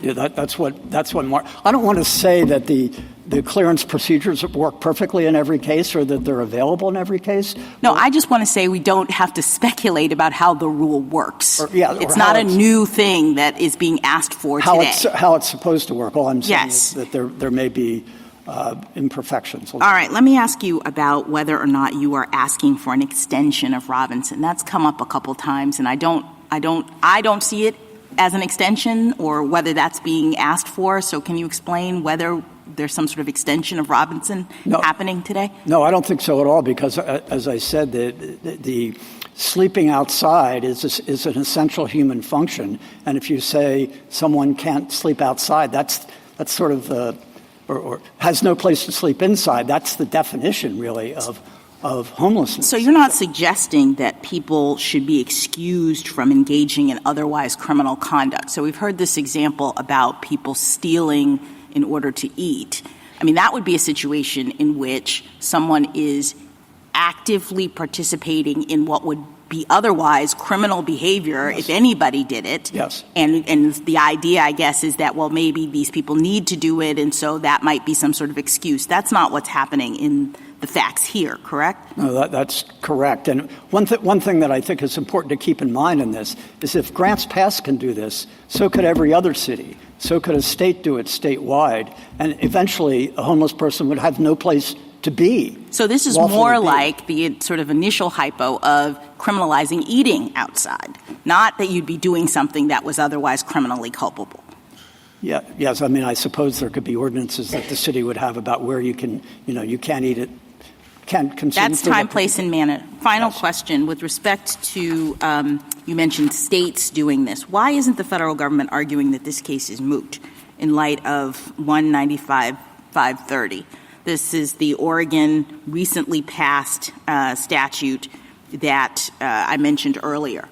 Why doesn't the government read that law as I do to prevent Grants Pass from enforcing its ordinances to block sleeping outdoors at all places and all times? Yeah, no, I certainly agree that there appears to be a pretty stark inconsistency between that state law and the ordinance. It hasn't been applied. It has to be objectively reasonable. So with the federal this government, isn't time, place, and manner at all. Right.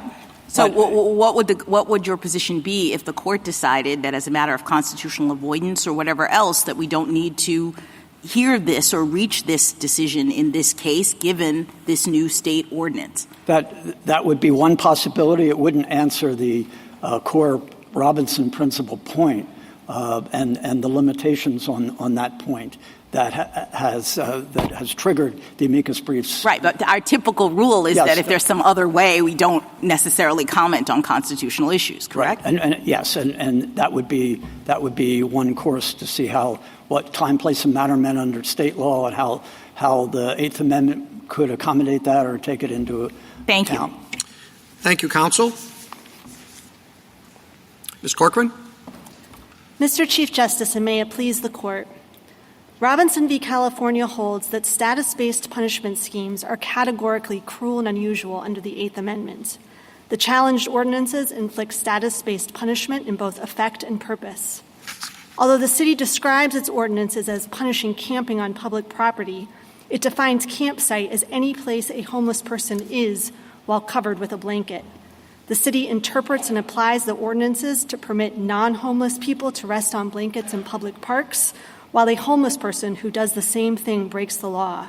The ordinances, by design, make it physically impossible for homeless people to live in Grants Pass without facing endless fines and jail time. The only question under Robinson is whether there's any meaningful difference between a law that says being homeless is punishable and a law that says being homeless while breathing or sleeping or blinking is punishable. In other words, does adding a universal human attribute to the definition of the offense make the punishment conduct-based instead of status-based? The answer is no. The purpose and effect of the second statute is exactly the same as the first, to make people with the status endlessly and unavoidably punishable if they don't leave Grants Pass. Indeed, all the ordinances do is turn the city's homelessness problem into someone else's problem by forcing its homeless residents into other jurisdictions. The injunction below leaves the city with an abundance of tools to address homelessness. It can impose time, place, manner restrictions on when and where homeless people sleep. It can ban tents and clear encampments. It can enforce a sleeping ban against homeless people who decline shelter. And it can fully enforce its laws prohibiting littering, public urination and defecation, drug use, and violent or harassing behavior. The only tool the city wants that it doesn't have is authority to impose a 24/7 citywide sleeping ban that forces its homeless residents to either move to another jurisdiction or face endless punishment. The state police power is broad, but it does not include the power to push the burdens of social problems like poverty onto other communities or the power to satisfy public demand by compromising individual constitutional rights. I welcome the Court's questions. In Robinson, there was a statute that said that to be addicted is a crime. Is there an ordinance here that says to be homeless is a crime? So the language for the purposes of a temporary place to live bakes homelessness into the definition of the offense. Justice Sotomayor was talking about that earlier. So when you combine that language with the rest of the camping definition, what you have is an ordinance that says being homeless while sleeping with a blanket is punishable. And as I just said earlier, the question becomes when you attach the status to the universal attribute of sleeping, does it then transform the offense into a conduct-based punishment instead of status-based punishment? I think the answer is no. A number of us, I think, are having difficulty with the distinction between status and conduct. You'll acknowledge, won't you, that in those terms there's a difference between being addicted to drugs and being homeless? In other words, someone who's homeless can immediately become not homeless, right, if they find shelter. Someone who is addicted to drugs, it's not so easy. It seems to me that in Robinson, it's much easier to understand the drug addiction as an ongoing status. Well, here, I think it is different because you can move into and out of the status, as you would put it, as being homeless. Yeah. So it's interesting. We today understand addiction as an immutable status. In Robinson, the court suggested that someone might be recovered and no longer have the status of addiction. So the Robinson court wasn't thinking about addiction as something that couldn't change over time. Well, that may limit the applicability of Robinson to a different situation. But what is the analytic approach to deciding whether something's a status or a situation of conduct. So the question is, a status is something that a person is when they're not doing anything. So being addicted, having cancer, being poor are all statuses that you have apart from any conduct. Having cancer is not the same as being homeless, right? I mean, maybe I'm just repeating myself because homelessness you can remove the homeless status in an instant if you move to a shelter or situations otherwise change. And, of course, it can be moved the other way as well if you're kicked out of the shelter or whatever. So that is a distinction from all these other things that have been labeled status, isn't it?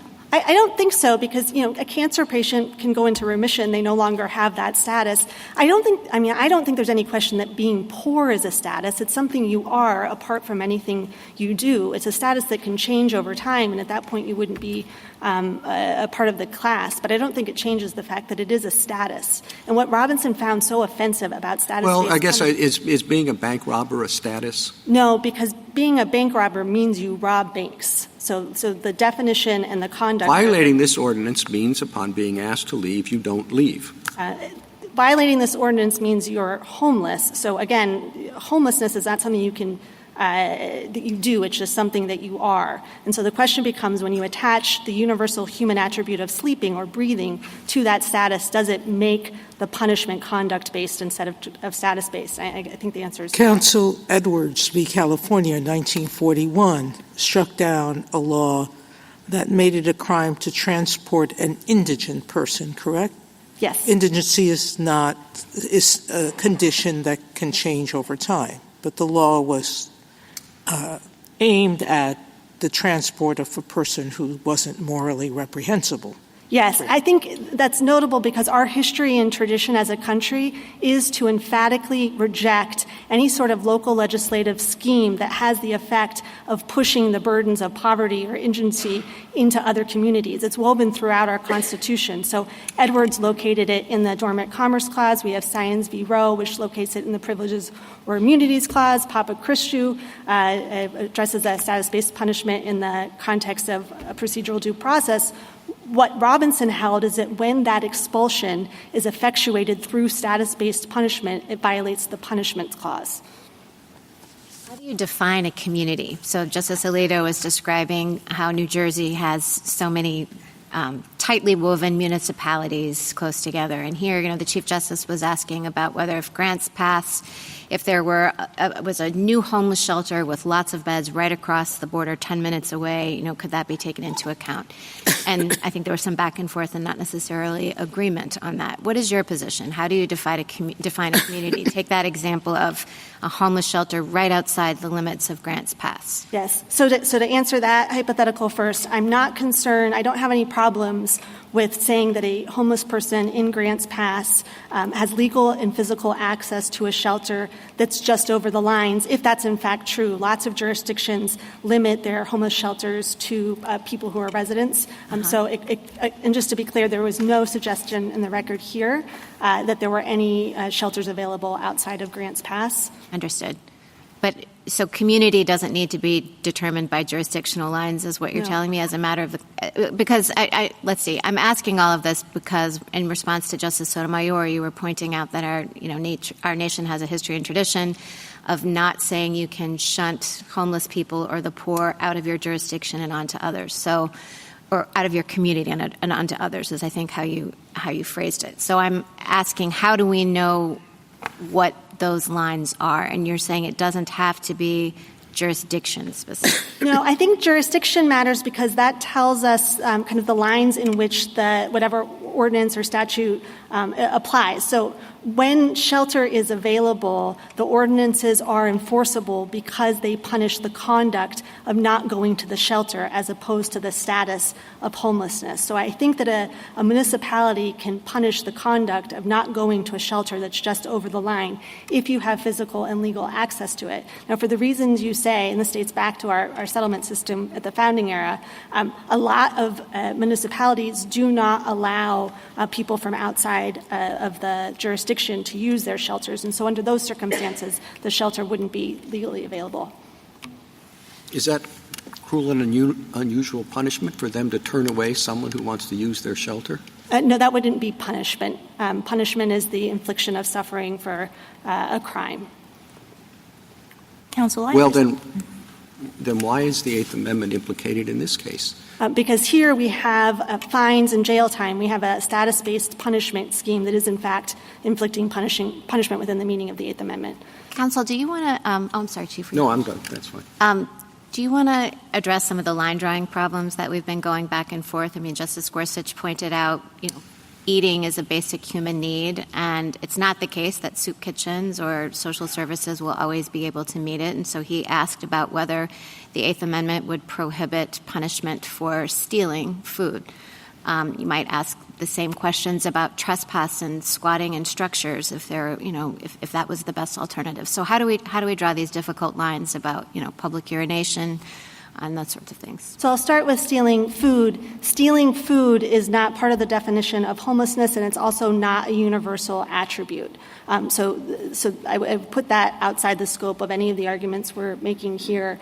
With respect to public urination and defecation, if you had I don't think this would ever exist, but if you had a law that said homeless people cannot urinate or defecate anywhere within city limits, I think then it starts to look like this case. But if you're saying that people can't urinate or defecate on public property, it's hard to imagine a situation where else to go. So a homeless person, there's no facilities available, and a homeless person has no place else to go.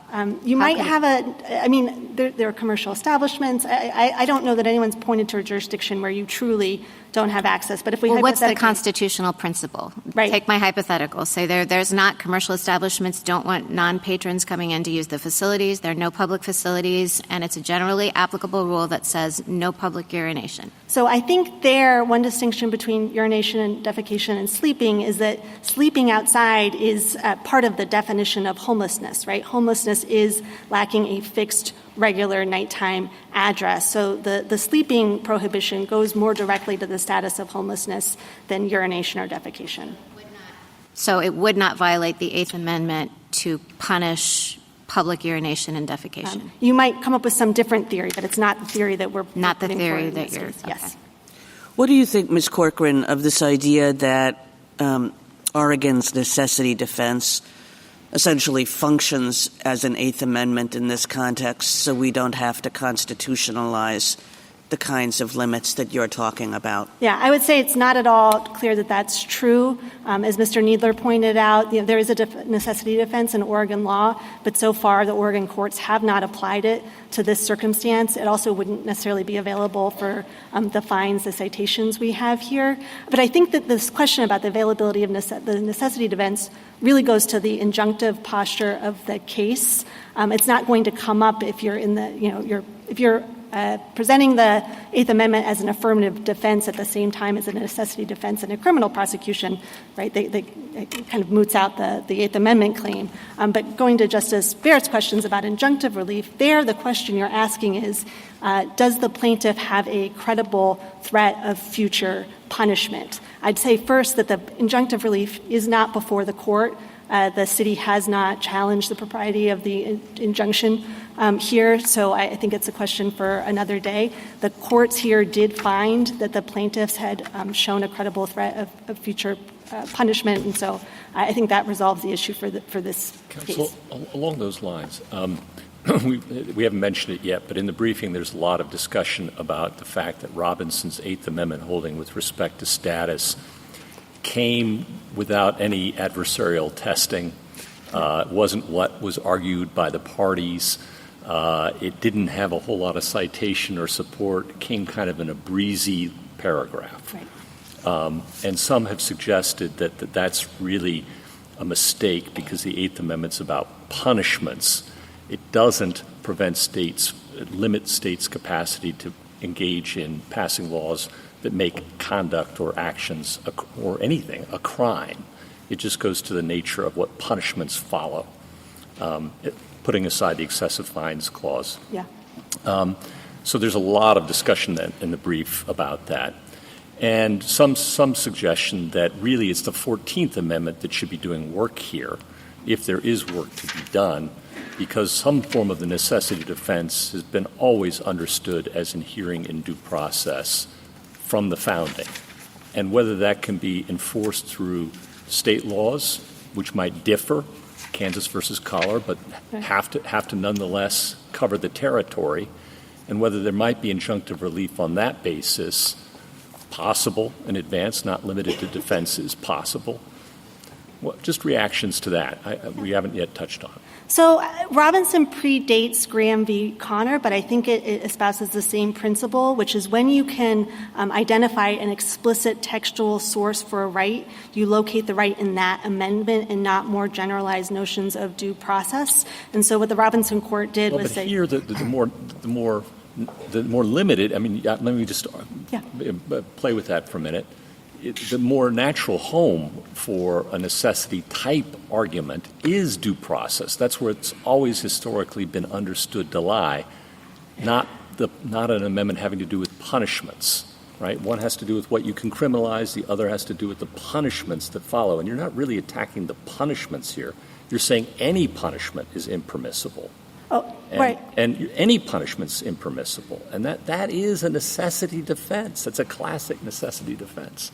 So I think that it's right that Robinson describes what it was doing as saying that the Eighth Amendment prohibited the criminalization. You see that language in, I think, Weems and Wilkinson v. Utah. I agree it seems like a bit of a strange fit. If that's the case, let me just, wouldn't that get rid of this awful status conduct distinction that we're struggling with here today? Because if it's a necessity, it doesn't matter why it's a necessity. Every person can make their own argument about why it was necessary, and then the courts will decide. We don't get into the status conduct stuff that Robinson seems to invite.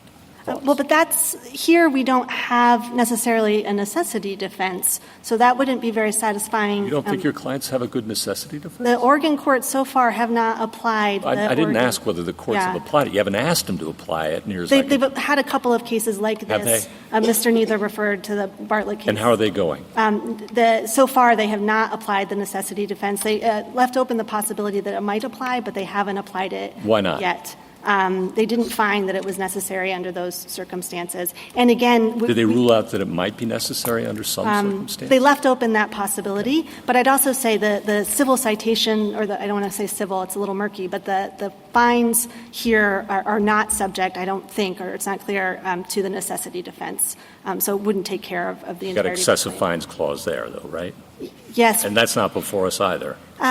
We have raised the fines before this court because our challenge is to the package of punishments, and historically that's how the court has looked at applying the excessive fines clause and the punishment clause together. We're in a really unfortunate posture here that we have claims that involve both fines and punishment, and yet we're only here on the punishments clause piece of it. It was one of the reasons we suggested this isn't a great vehicle. I think the court can say that it's not going to reach the fines because we won on that below, and so you can just focus on the jail time for criminal trespass. What is your definition of the status of homelessness? Is it the lack of a place to stay indoors on a particular night, or is it something broader than that?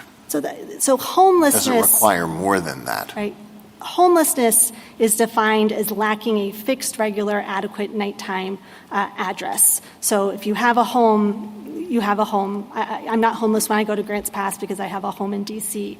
The second part of our class definition focuses on whether the homeless person has access to shelter. That's not because that's part of the status. It's because when someone has access to shelter, then the ordinances aren't punishing them for the status. It's punishing them for the conduct of not going. Well, I ask the question because if homelessness is defined as simply lacking a place to stay indoors on a particular night, then there is an ironclad connection between the conduct, which is sleeping outside, and the status of homelessness. But if homelessness is defined to require more than that, then my question would be whether someone who is lacking a place to stay on a particular night or for a particular period of time is homeless if the reason why the person finds himself or herself in that status is, for example, the person refuses to take antipsychotic medicine that's been prescribed, or refuses to go to drug rehab, or rehabilitation for alcoholism, or the person has chosen to move from one place where the person might have a shelter or a home where the person could live to another place. What about all of that? So the status of homelessness is something that only changes once the person has a home. You lose your home, you're homeless. If you have a home again, then you're not in the status anymore. I think what your question gets at is that second piece, which is whether a person has access to shelter. That can change from day to day. And so... No, that's not really what my question gets at. The question is, you can draw a distinction. Status is different from conduct. But there are some instances of conduct that are closely tied to status, or if homelessness is defined as simply lacking a place to stay on a particular night, they amount to the same thing. The definition of homelessness encompasses the conduct of sleeping outside. So my question is whether this is, what if the person finds that person in a homeless state because of prior life choices, or the refusal to make future life choices? That's the question. Yeah. So our definition of lacking access to shelter is lacking physical or legal access to shelter, and you're looking at the person's situation on that particular night. I think generally we're not doing an inquiry into all of a person's life choices that might have led them to the point where they're homeless and can't find a place to sleep. Robinson certainly didn't do that sort of analysis with respect to addiction. But there could be situations where there is such a tight causal nexus between a choice a person has made and their lack of shelter access that you would say this person has chosen not to take this shelter. And to be very clear, if you decline shelter that is physically and legally available to you, you're not in our class. Well, see, the problem is that once you move away from the definition that makes the inquiry basically tautological, then you get into the question of assessing the closeness of the connection between the status and the conduct. And you do run into problems with the person who's a kleptomaniac, or a person who suffers from pedophilia. So how do you distinguish that? How does the court assess how close the connection has to be? So for both of those categories, the status is defined. I don't know if status is the right word there. Being a pedophilia or having pedophilia is defined by the urge that you have, not by your conduct and acting on that urge. So if someone were to act on that urge and you had that tight causal nexus and why they didn't have access to shelter, then they would be outside of our claim. I thought you made a very interesting remark in response to Justice Alito, and I'm just trying to clarify. You seem to say that homelessness, as you've defined it, is not lacking access to shelter on a particular night. Am I right about that? That's right. I use the HUD definition, which is that homelessness means you lack a fixed, regular, adequate nighttime address. So that kind of thing might, going back to the Chief Justice's original question, that's not changing night to night in the same way. It can change over time in the same way that a cancer diagnosis could change over time. And then the other part that was interesting to me is that assuming that's your definition, homelessness lacking a fixed, regular address, when someone does have access to a shelter, even though they lack a fixed, regular address, the ordinance in that situation, I thought you said, is operating to punish the act of not going to the shelter. Yes. As opposed to punishing the status of being homeless. Yes, that's the exact reason that reasonable time, place, manner restrictions aren't a problem. Because if you have time, place, and manner restrictions, what you're doing is punishing the conduct of not going to sleep where you're allowed to go. That rationale doesn't work when someone has nowhere to go. And can you speak to whether or not we should really be even getting into this in light of the new Oregon law? So we didn't argue mootness. We made this point in our brief in opposition. We didn't say mootness just because we don't have an injunction under the Oregon law yet, and it's not self-executing. I don't think there is any question that the ordinances fall under the Oregon law. I mean, it was intended to codify Martin. It requires that any sort of restrictions on sleeping or resting outside are reasonable with respect to homeless individuals. Clearly, the ordinances here don't meet meet that standard. So I certainly wouldn't have any concerns with the court saying, as a matter of constitutional avoidance, it appears this Oregon law resolves this whole issue, so we're dismissing as improvidently granted, or however the court wanted to resolve the case. Thank you. The plaintiff who died here had used up her provisional stay credits at the time of class certification, so she no longer had a shelter who was willing to take her. I think the hard hypothetical that Justice Alito was positing, and in part Justice Gorsuch, is the person who owns a dog. Yeah. Or let's say a mentally ill person. Do you have the same response as the government? So I would like to live in a world where separating someone from their pet is cruel, but it's outside the scope of our claim because we are just talking about physical and legal access to shelter. So if someone turns down a shelter offer that's physically and legally available because of their dog, they would not be within the scope of our claim. To get to the mental health hypothetical, if the person's mental health issues made the shelter either physically unavailable to them because if they went there they would be at substantial risk of bodily harm or death, then I would say the shelter isn't physically available. You could also have a shelter that won't take people with mental health problems, in which case it wouldn't be legally available to them. I would say that if the shelter is physically and legally available, then they're outside the scope of our claim, but they might have ADA claims or some other law that applies that would restrict the city's ability to punish them for not going to that place. But it's outside our case. Thank you, counsel. Can you go from having a fixed regular address to not having one? Yes. Can you go from not having one to having one? Yes. People. Thank you. Yeah. Thank you. Justice Thomas? In Robinson, a narcotics officer testified that based on his experience, the marks on the defendant's arm suggested that he was an addict. Yes. Do we have anything like that where an expert testifies that the individuals here are homeless? So here the legal burden was on the plaintiffs to show that they were homeless. The lower courts found that their declarations and depositions Well, what I'm satisfied interested in is the status.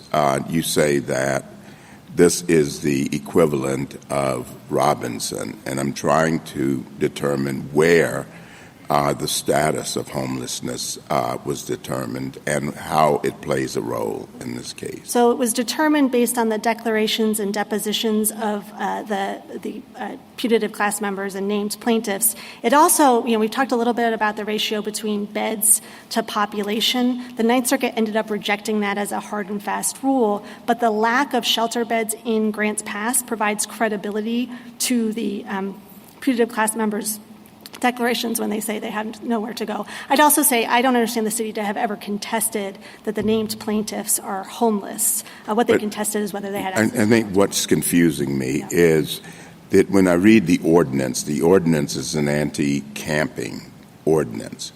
Would this happen? Would a backpacker who happens to be in the area for a few days be allowed to camp on public property? I think theoretically, no, but I would say that the city has never, it was not able to identify any circumstance in which it had applied. Well, I understand that, but it would apply to a backpacker. So it would depend on the circumstances. The line that the police officers drew in their depositions was that if they saw a non-homeless person lying on a blanket, they wouldn't enforce the ordinance. No, I'm saying someone with a backpack who's been wandering around for a couple of years during the Continental Divide or something. So I can imagine, I'm putting myself in the place of the officers who were deposed. If you gave them that hypothetical, they might say, no, that person isn't setting up a temporary place to live. They're just traveling through town. That particular hypothetical didn't come up. But that would not violate the anti-camping I don't know. I mean, maybe this gets to the vagueness of the provisions. But Justice Sotomayor, Justice Kagan, Justice Kavanaugh? I think one of the premises of your argument is that this is not good policy for the homeless. Good policy would help homeless individuals transition, get mental health treatment, get substance abuse treatment, job assistance, and that this doesn't doesn't fulfill those objectives. And maybe you're not saying that, but I'm curious whether you think this is good policy in terms of incentivizing or bad. You must think it's bad, and I'm curious why. Yeah, I don't think we've made that argument. It's certainly a theme across the amici briefs. I would just on the incentivizing, I think is a non sequitur because the only question here is whether it violates the Eighth Amendment to enforce the ordinances when someone has no access to shelter, when they're turning down the services. So that's the circumstance we're looking at. I think what Your Honor's question gets at is our discussion of no penological purpose. This Court has recognized that when a punishment scheme has no penological purpose, it inflicts gratuitous suffering, and that is cruel and unusual punishment. And I will say at this point, the city has not ever identified any penological purpose for punishing homeless people who do not have access to shelter. If you ask that question, every time they pivot to encampments and fires and sanitation problems, which are all non sequiturs, as I've said a number of times, this case is only about sleeping outside when there's no shelter available. And so I think that lack of penological purpose is significant. Well, we've heard a lot about how it's more difficult to have an effective homeless policy given the rule that's been in effect in the Ninth Circuit over the last several years. I think that's flatly wrong. I'll go back to my opening. I gave the whole list of the things that the city is allowed to do under the ordinance and under our claim. The only thing that they cannot do is impose a 24/7 sleeping ban that makes it impossible for homeless people to stay in the jurisdiction. I'd also note, they have a lot of amicus briefs on their side from local governments. Almost the entirety of what those amicus briefs are complaining about isn't at issue in this case. So when you have injunctions against encampments, that's under the Fourth Amendment. We don't have a Fourth Amendment claim. A lot of the injunctions are under the 14th Amendment, including the San Rafael one that the city identifies in its reply brief. I think it's remarkable that when the city was trying to identify the best example it could come up with for its reply brief, it chose one involving a different constitutional claim. Thank you. Justice Barrett? No. Justice Jackson? Can a person go from being addicted to drugs to not being addicted to drugs? So I think under as we think about it in terms of modern medicine, the answer is no. But the Robinson court certainly thought that was the case, right? 60 years ago, we didn't have the same understanding of addiction. So your view of Robinson is that it doesn't really matter the permanency of the condition. It's still a status. Right. The Robinson court did not think that the permanency mattered because it thought that addiction was a status that could change. Thank you. Thank you, counsel. Rebuttal? Thank you. This case is worlds away from Robinson. The Eighth Amendment does not answer any of the questions that we've been discussing today, and that is reason not to extend Robinson. All of these questions are unanswerable. First, I'd like to start with the United States' position. That would also bring chaos. It would be a disaster if Martin were to remain on the books in any form. It does not make a difference if the inquiry is pre-enforcement or post-enforcement. All the same questions come up about whether the person's conduct is involuntary, what their choices are, how they are there, whether the shelter that's available is adequate, where it is, what rules it has, all of that. And I'd like to clarify how all of this works in practice, because it would be impossible for people on the ground to understand and predict what a court would say about the shelters that are available and the alternatives that are available and the choices that were made and the difficulty of all that. So here, how it works is under the grants pass policy. I'll direct the court to page 155 of the joint appendix. There it says officers are required to give a 24-hour notice before issuing a citation.